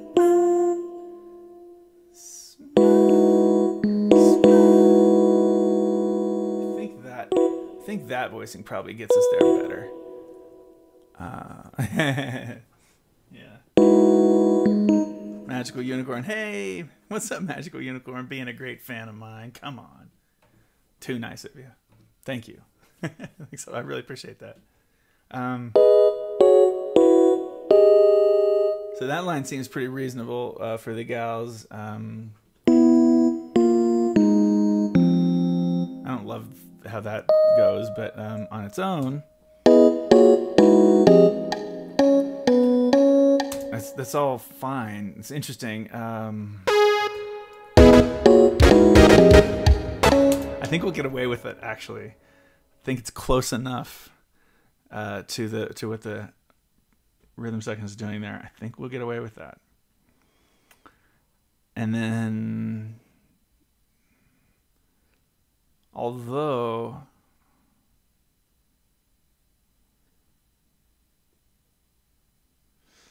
I think it's enough. Just the When I'm Smiling chord. Yeah, I don't fall. Yeah, let's go back to octaves again. That'll be powerful enough. And then,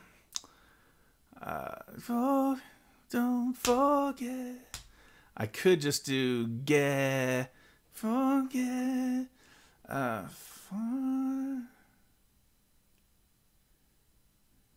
yeah, I could do the same. Give us one more shot at that chord.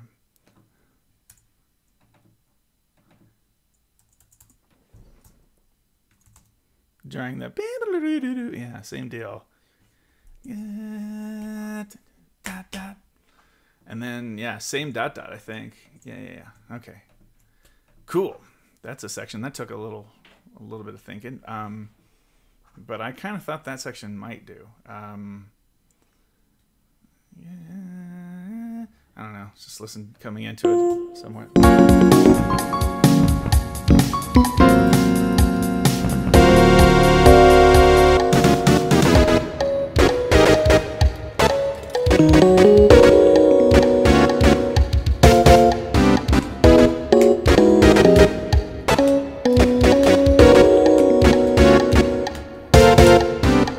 Yeah, now we're playing hardball. Just in time to repeat this figure, but I think that's... The audience is going to love that. I can't forget. And then we got the harmony here, which we didn't do the first time. I can't forget. Okay. That, believe it or not, puts us through... oh, wait. Hold on. I need to double check. All those hits, that happens in the same way as it does back here at the end. Boom. So, that's right. Boom.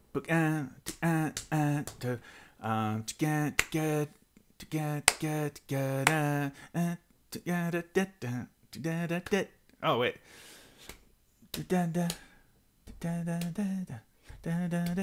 Wait, to get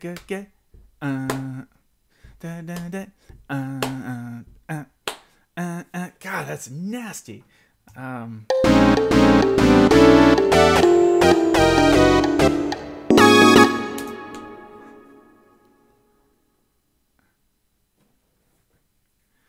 many times have we done I can't forget? I can't forget. Because that's a little bit soft and sweet.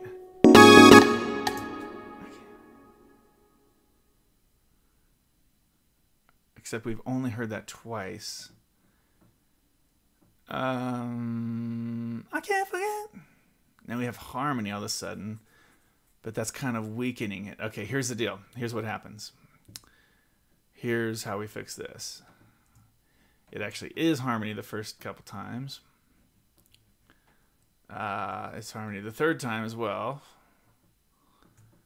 And then the fourth time we're in octaves, but with the high octave. And then that's where our variety lives.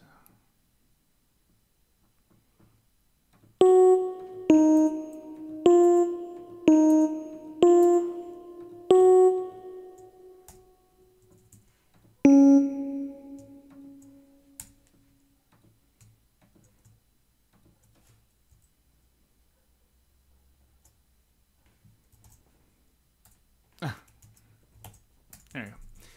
Okay. Okay.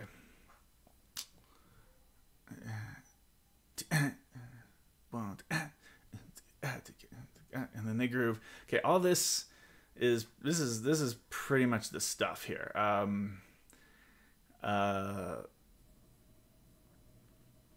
If Michael, the heck? Oh, I was looking at Michael Lee. Yeah, if Brian, you want to comp.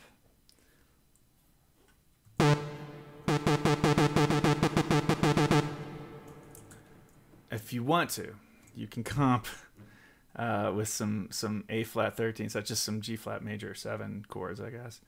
Oh, darn it. And it's not.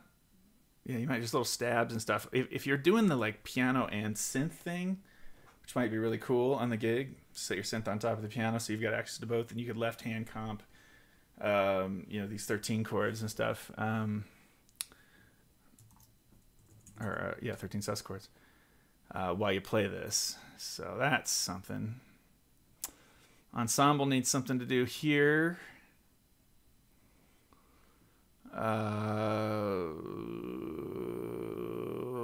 Feels early, but I need to give them stuff to do in between all this business. And then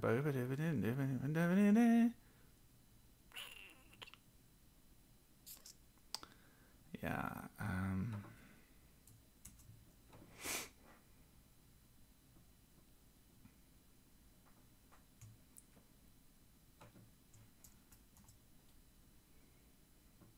and then maybe like this is something you're going to want to play in octaves if possible. Like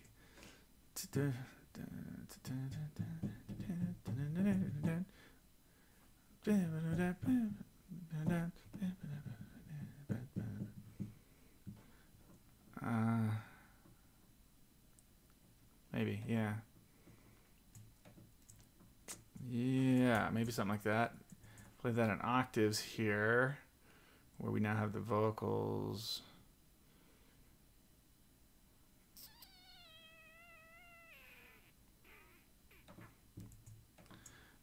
And do like the singers do. And hold that out. This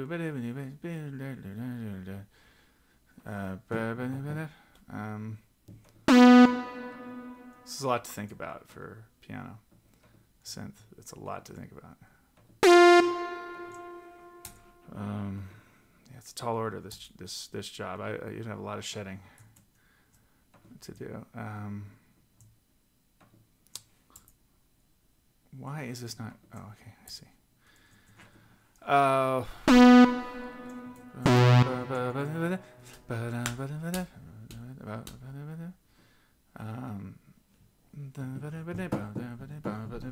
Yeah, I can imagine that being playable by a human being. I don't know. And then, yeah, you catch all the same stuff. Yeah, but not that. That is if you're getting ready to do some funky comping on the solo section. Everybody knows it's E flat, right? Okay, good. What are the singers doing? Need to give them some backgrounds probably in this section. I don't know yet. Okay. Next task is figure out what they're doing here. Figure out what they're doing in the soli. And that's going to be a task. How far are we into this chart? So this is the 2:30 mark. What have we heard them do thus far? Oh, maybe something. Maybe something. Gotta write it. That's coming. Okay, we got that. Yeah, we've heard them do this low warm harmony. Forget build. I use octaves. Don't forget. I remember. I didn't chord. I can't prepare. See it. Chord. Till it's done. Ooh, ow. Do you really want it? We know this. No, that one. I like this, but you really want it like it? Yeah, I've been so low. Those were those words I say. When the chord goes, I don't forget. Let me just. Solo should do that. Oh well, they did before. I don't need to give her. Okay, I don't need to give her that. I remember. I can't forget. I can't forget. Okay.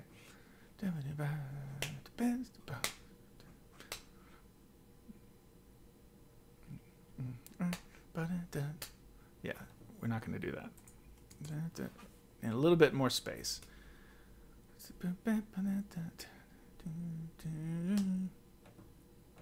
Okay. A flat.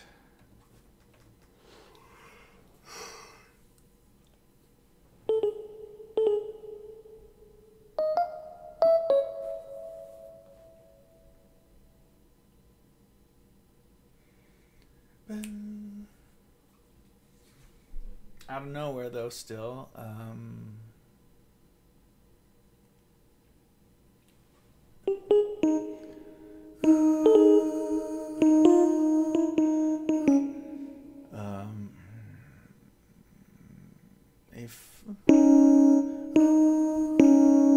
Let's keep them just out of their business of what's happening in that solo. So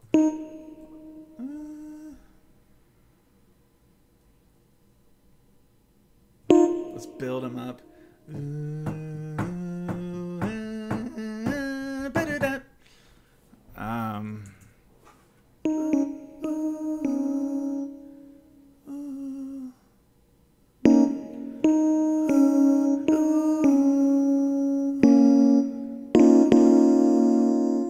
That's okay. So we've got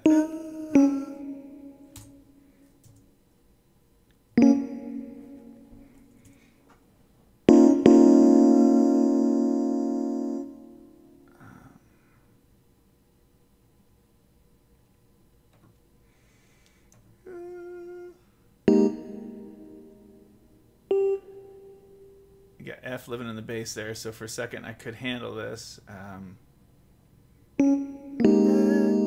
but it's pretty gross with the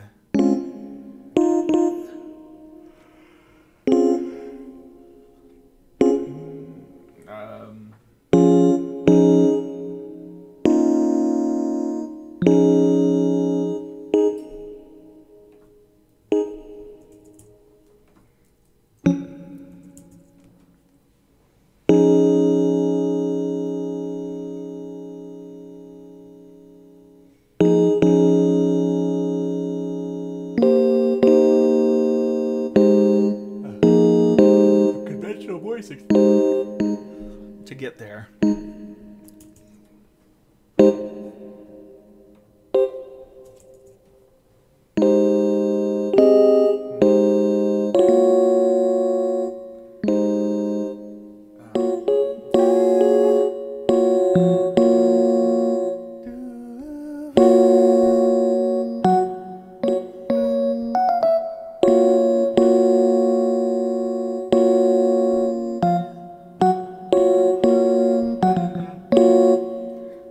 I want to try this.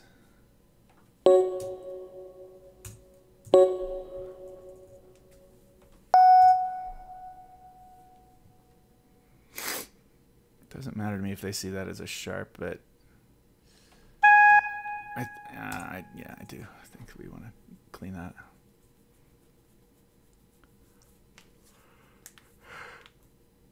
We need a break soon.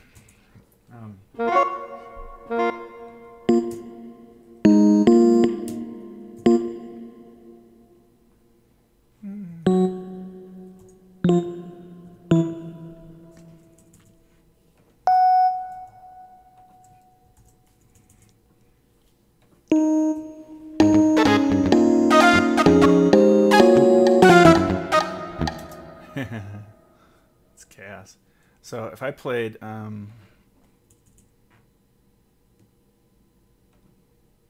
oh yeah. Okay. Let me be there. I need to pick some note. There you go.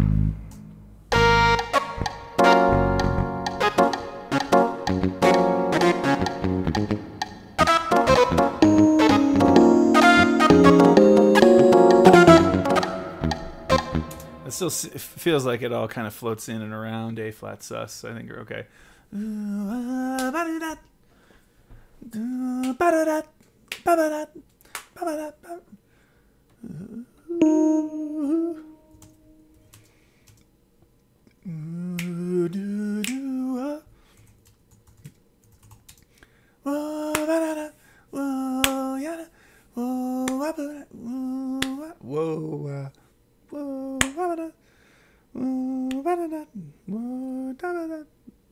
Do yabba da. Yabba da. Do yabba da. I guess yabba da. Yabba da. Do yabba da.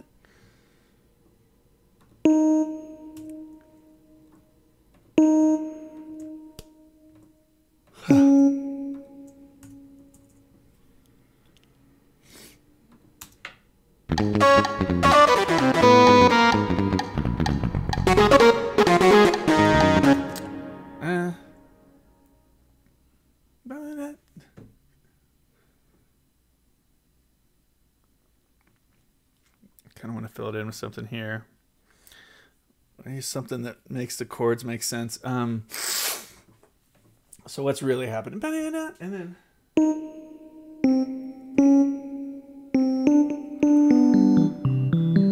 yeah, it's just C major out of nowhere.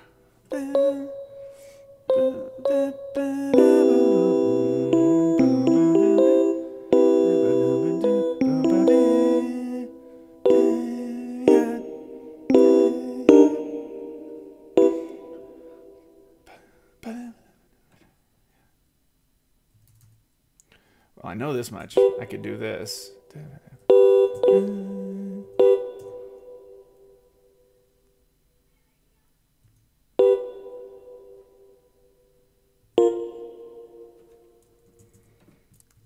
At least. In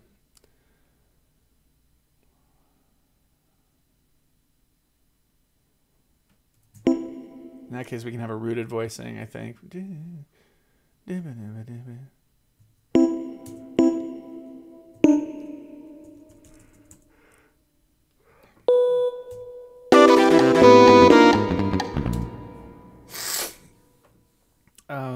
And then to lead into it, maybe.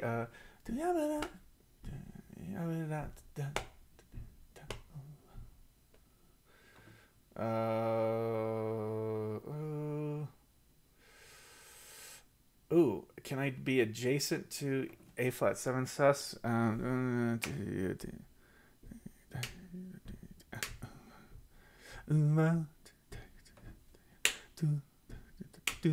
Yeah, let's sit on the end, or the, well, let's sit on this.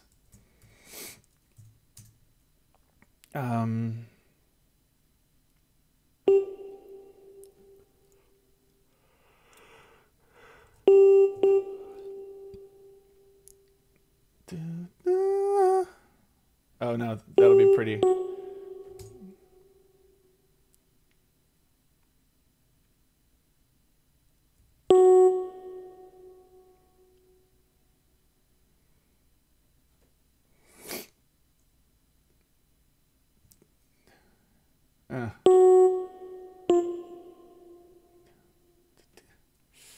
Not a real easy way to get into that.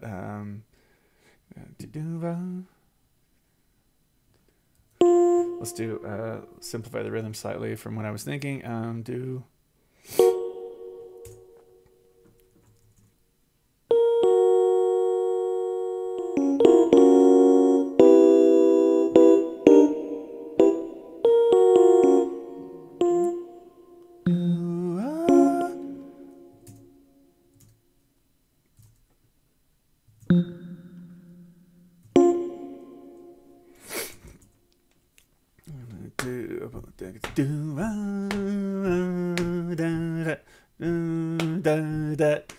Yeah.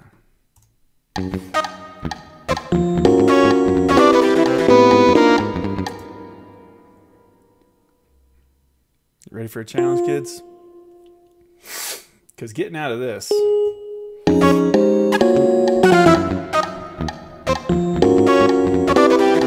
I think they'll hear it. I think they'll hear it over time as they develop it. They'll, yeah, because of where it's going. I think they'll remember have a tonal memory for it. Do I da? Do I do? Why ya? Day maybe. Go bright. Why day ya da? And then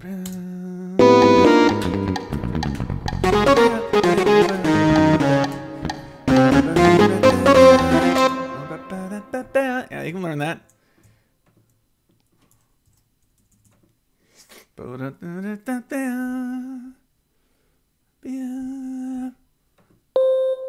crescendo it once we're out of it.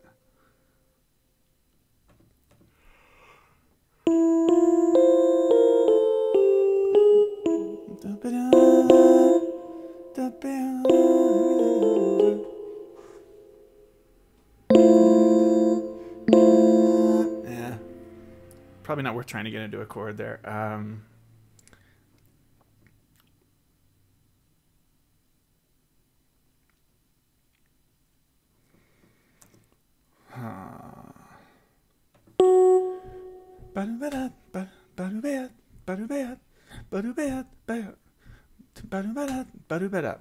It's fine.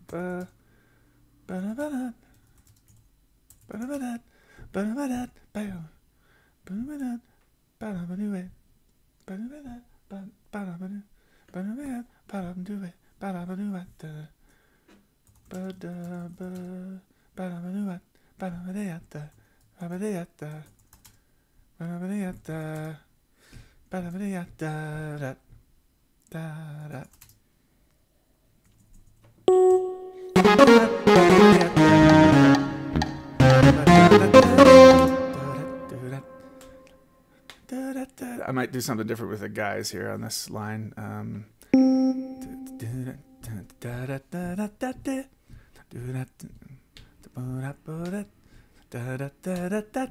It's just that simple, I think.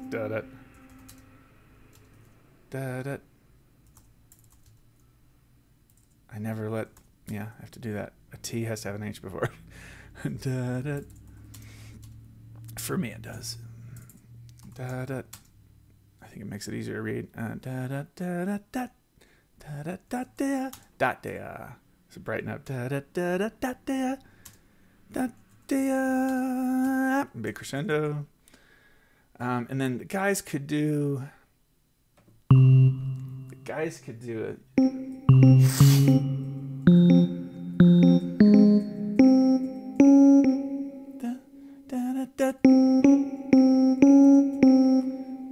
they could almost have the same, they'll have the same rhythm, and then just join in on the day.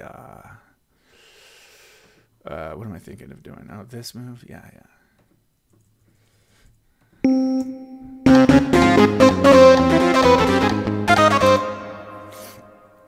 Should be effective, maybe.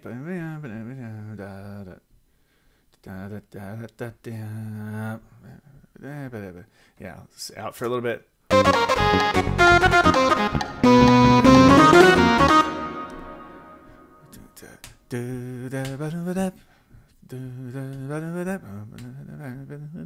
This is nothing else to this except, well,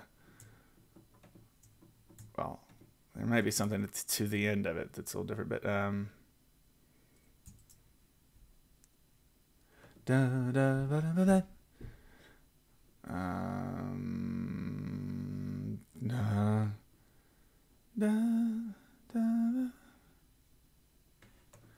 don't like tenors quite that low.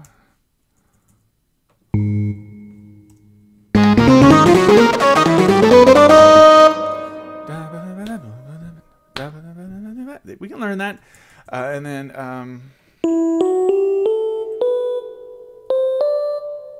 is there a chord we would like to please be singing there?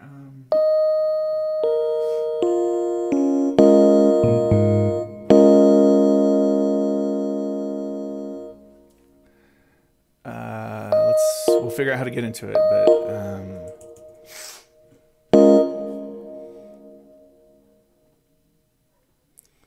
I don't feel too weird about the rooted voicing here. Really, yeah, I don't feel too bad about that moment.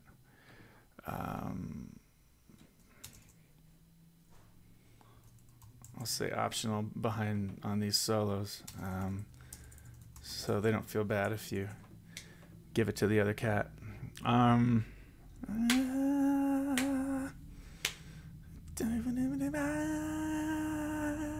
Off on one, and then yeah. Hey, Alex L, how you doing? Welcome back.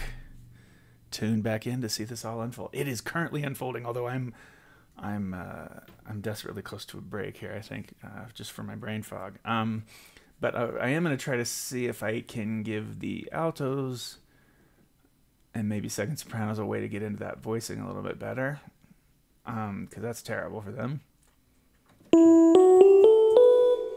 Da. Is this where they head down?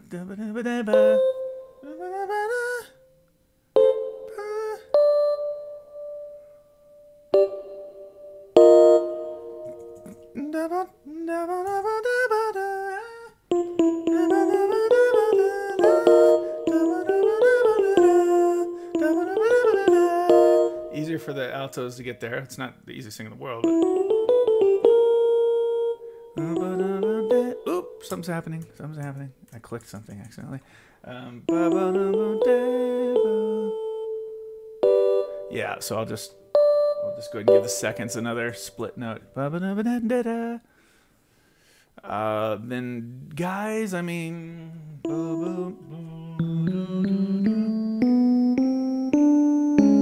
basses with Sherlock did not have to go to get to their note.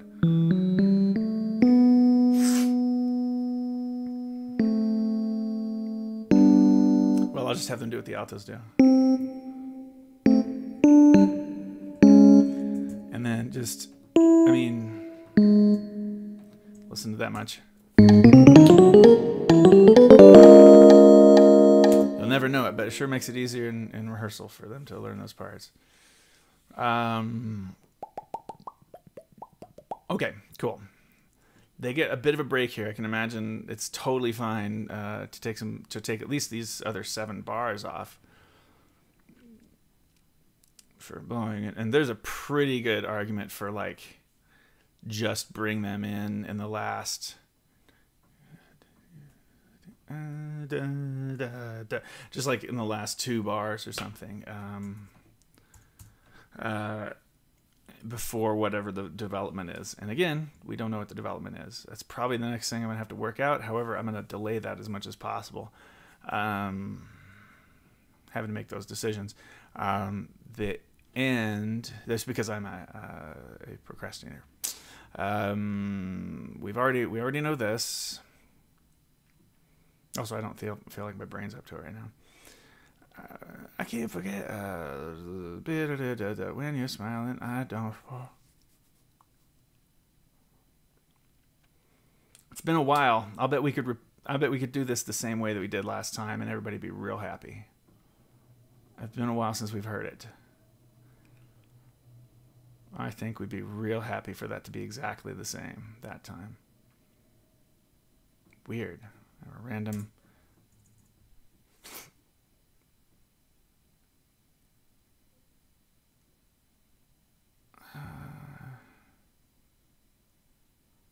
Oh.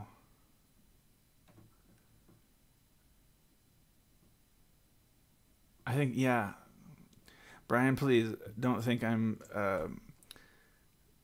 trying to cheat and make this easier for me, but I really think that you'll want a full repeat of this information here. And I don't really write DSs on my charts these days, so I just do that, and you'll just read straight through it. I just don't like form in charts, especially since we have digital.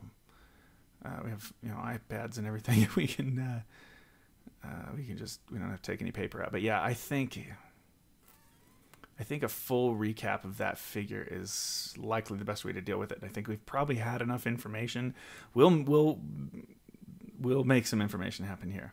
Why don't I try to leave that for the last thing I do after taking the break, and then do some work now on. Let me try to push through a little bit longer and figure out what they can do here. Let's think about it. Here we go.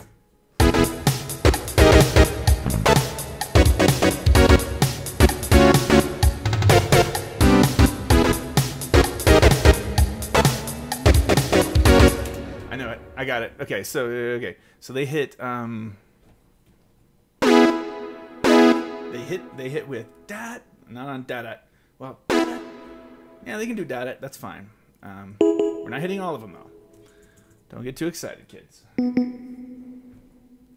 Dat, dat,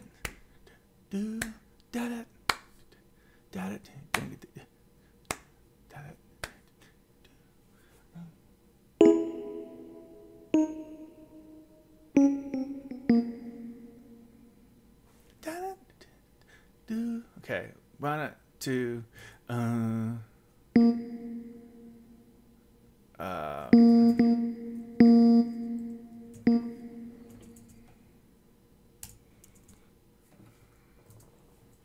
Prime unison on a B flat.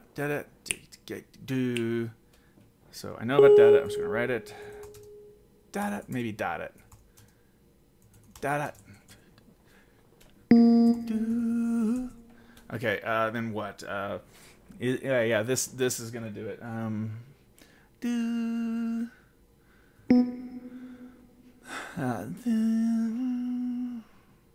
Do. It's hard to do the math. Oh my God.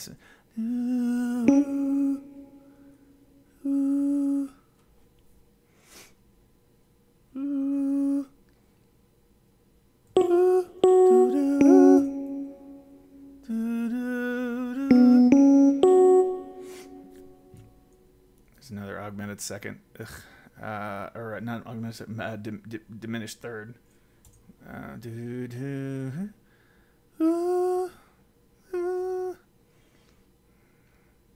Oh, I got it.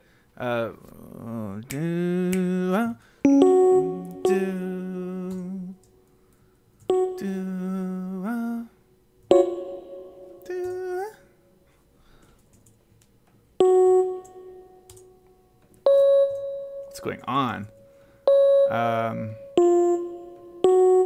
Oh, that's what's going on. They flipped that too. Let's make that long, because that's what we're doing here. And then boom, dot. And then we'll have the dot that we kind of expect. Does that happen another time?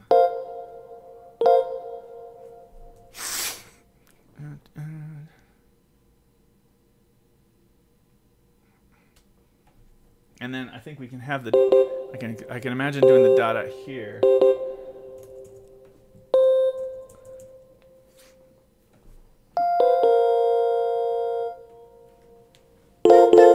Tenors, I'd love it. Oh, I remember doing this before. I dropped 2.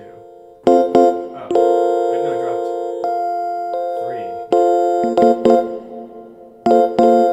3. Yeah.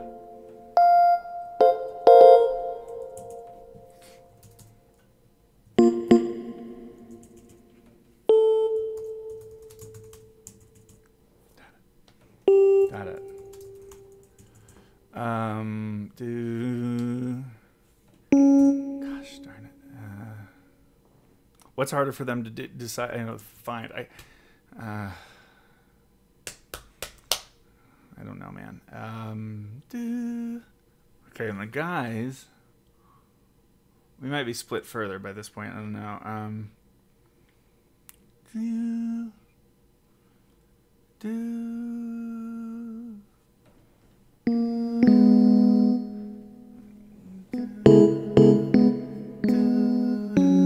That's okay to do this.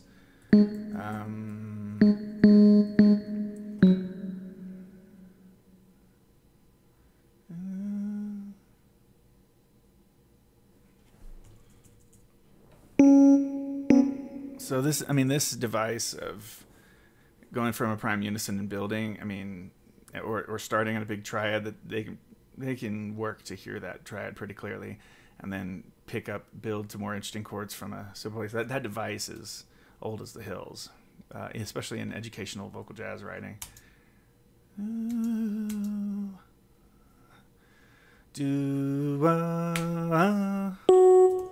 Whoa.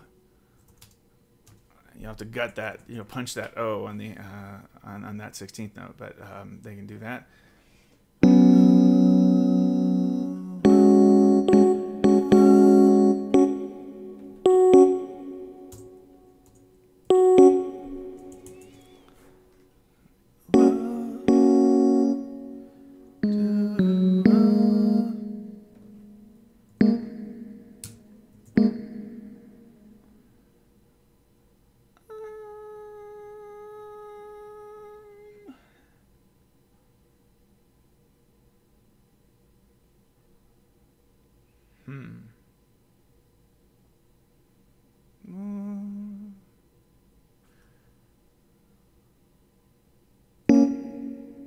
doubling a note. Don't know.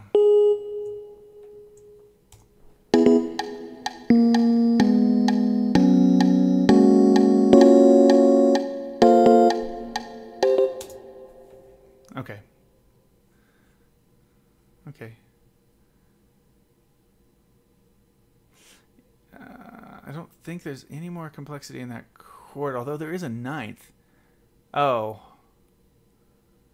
Okay, that's fine. Basses do stay on the ninth. Ah.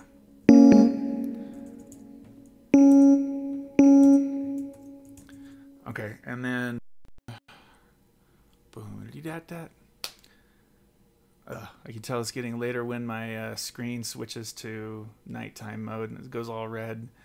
It's like, oh yeah, it's starting to get late. I mean, it's only a little bit before 9. Hi, Bob. Always interesting to observe your process. Well, thank you for being here again. It's nice to see you. We're making our way through this one. It's complex. It's an interesting chart. That we can do, I think, with the fellows. Okay, and then there's plenty of room to do something with F major here as well. Let's see how that feels. So just again from the top.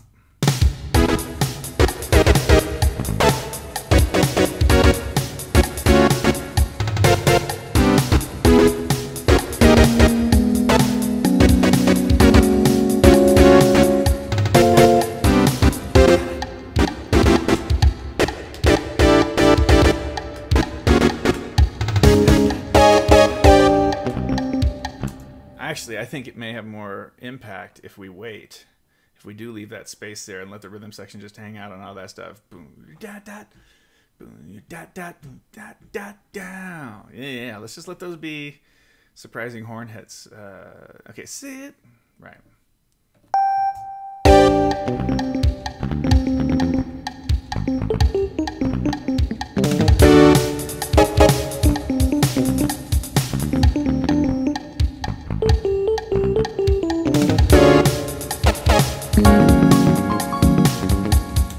Use league stuff here? Uh-huh. Yes, use it.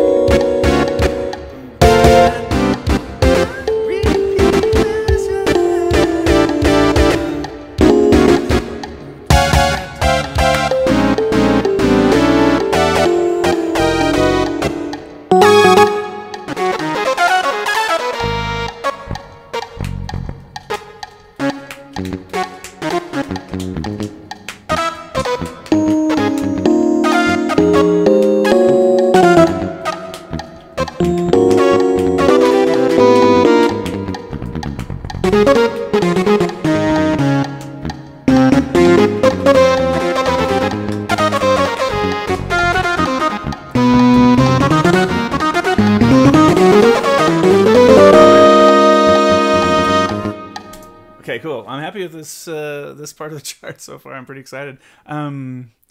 Let's see. Yeah. It's gonna be pretty good. Need some syllables here. I can't have a yabba dabba do. Need to work on that. Okay, so maybe backgrounds, maybe not. I mean, there might be enough content. Yeah, exactly. I think this is what I decided. So just in the last two bars, it builds into whatever the vocal development is. That is the huge question of the day. It'll be a thing. I remember. And then at the end, we have a repeat of this material, which we now are familiar with. Now, here's the thing. I wonder, I need to go back to the lift and remind myself, do they do that? I remember. Do they do that? Where would that be? It's around here. Noise. I'm going to make some loud noise. I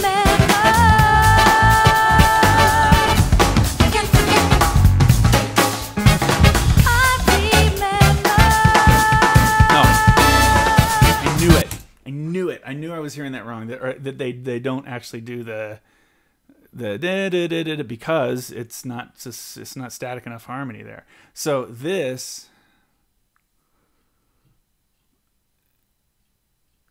yeah, this is just straight. Actually, I can get rid of all this, and it's just.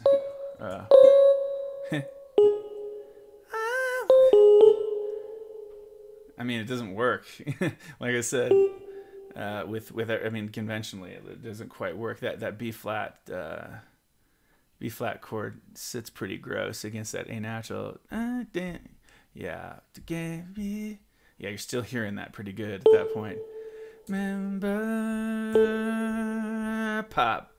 I can't forget. And it's not gonna. The A isn't gonna sound good against the F7 sus. But if you commit to it and do it in octaves, it sounds like it sounds on there, which is dissonant, but you know,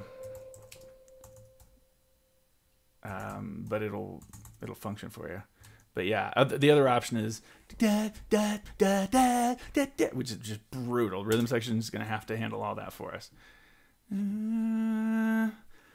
Not even busting a chord out of this. I mean, I would consider it, but I don't think so. I think just I can't forget. Okay, and then that's what happens at the end also. That's what happens at the end instead of all this madness. Yes, it was fun when we had a chord there. Okay, so with that, it would seem that I have, let's see, seeing a measure with just quarter notes looks strange in this chart. Doesn't it? Yeah, I know, right? The wheels on the bus go round and round. Oh, but those quarter notes are fat, aren't they? They are fat. So I'm going to tell you what. I can't guarantee that I'm going to necessarily feel up to jumping back on. I might tonight. I might finish this tonight. I might also want to refresh myself and refresh my brain and write tomorrow on Father's Day. Maybe. So I might come back. But I am going to take a break and just try to get some new ideas to flow into my brain so that this will work. But I can tell you what the deal is. I have 18 bars to write at this point, which is kind of cool. Maybe for just vocals and drums, if that's the decision. That's an aggressive move because you have to stay in tune no matter what. So I trust you guys to stay in tune, Foxborough. But that's really an aggressive move to have just drums and vocals if I do that. So I might. It doesn't have to be, and certainly I can throw a synth pad down or something like that. There's a lot of things this could be. It needs to not break the vibe of the tune, obviously. So, but I think everything else is kind of in place. Need to write some syllables here, clearly. But we're starting to get there. Haven't written any dynamics in this chart. But unbelievably, it's starting to come together. I feel like I kind of recently played through the whole thing, so I don't know that is necessary for a final playthrough, but just if so I think we got it. So I'm gonna call it for this particular session, and then maybe come back tonight. So I won't announce anything on the social media or whatever like that. But just again, if you're one of the 6 people watching and you're like, oh, I really want to know if you write some more, Saturday night will not be complete. I totally get it, and I know that you guys are interested in seeing how that development comes together. So don't want to surprise you with that.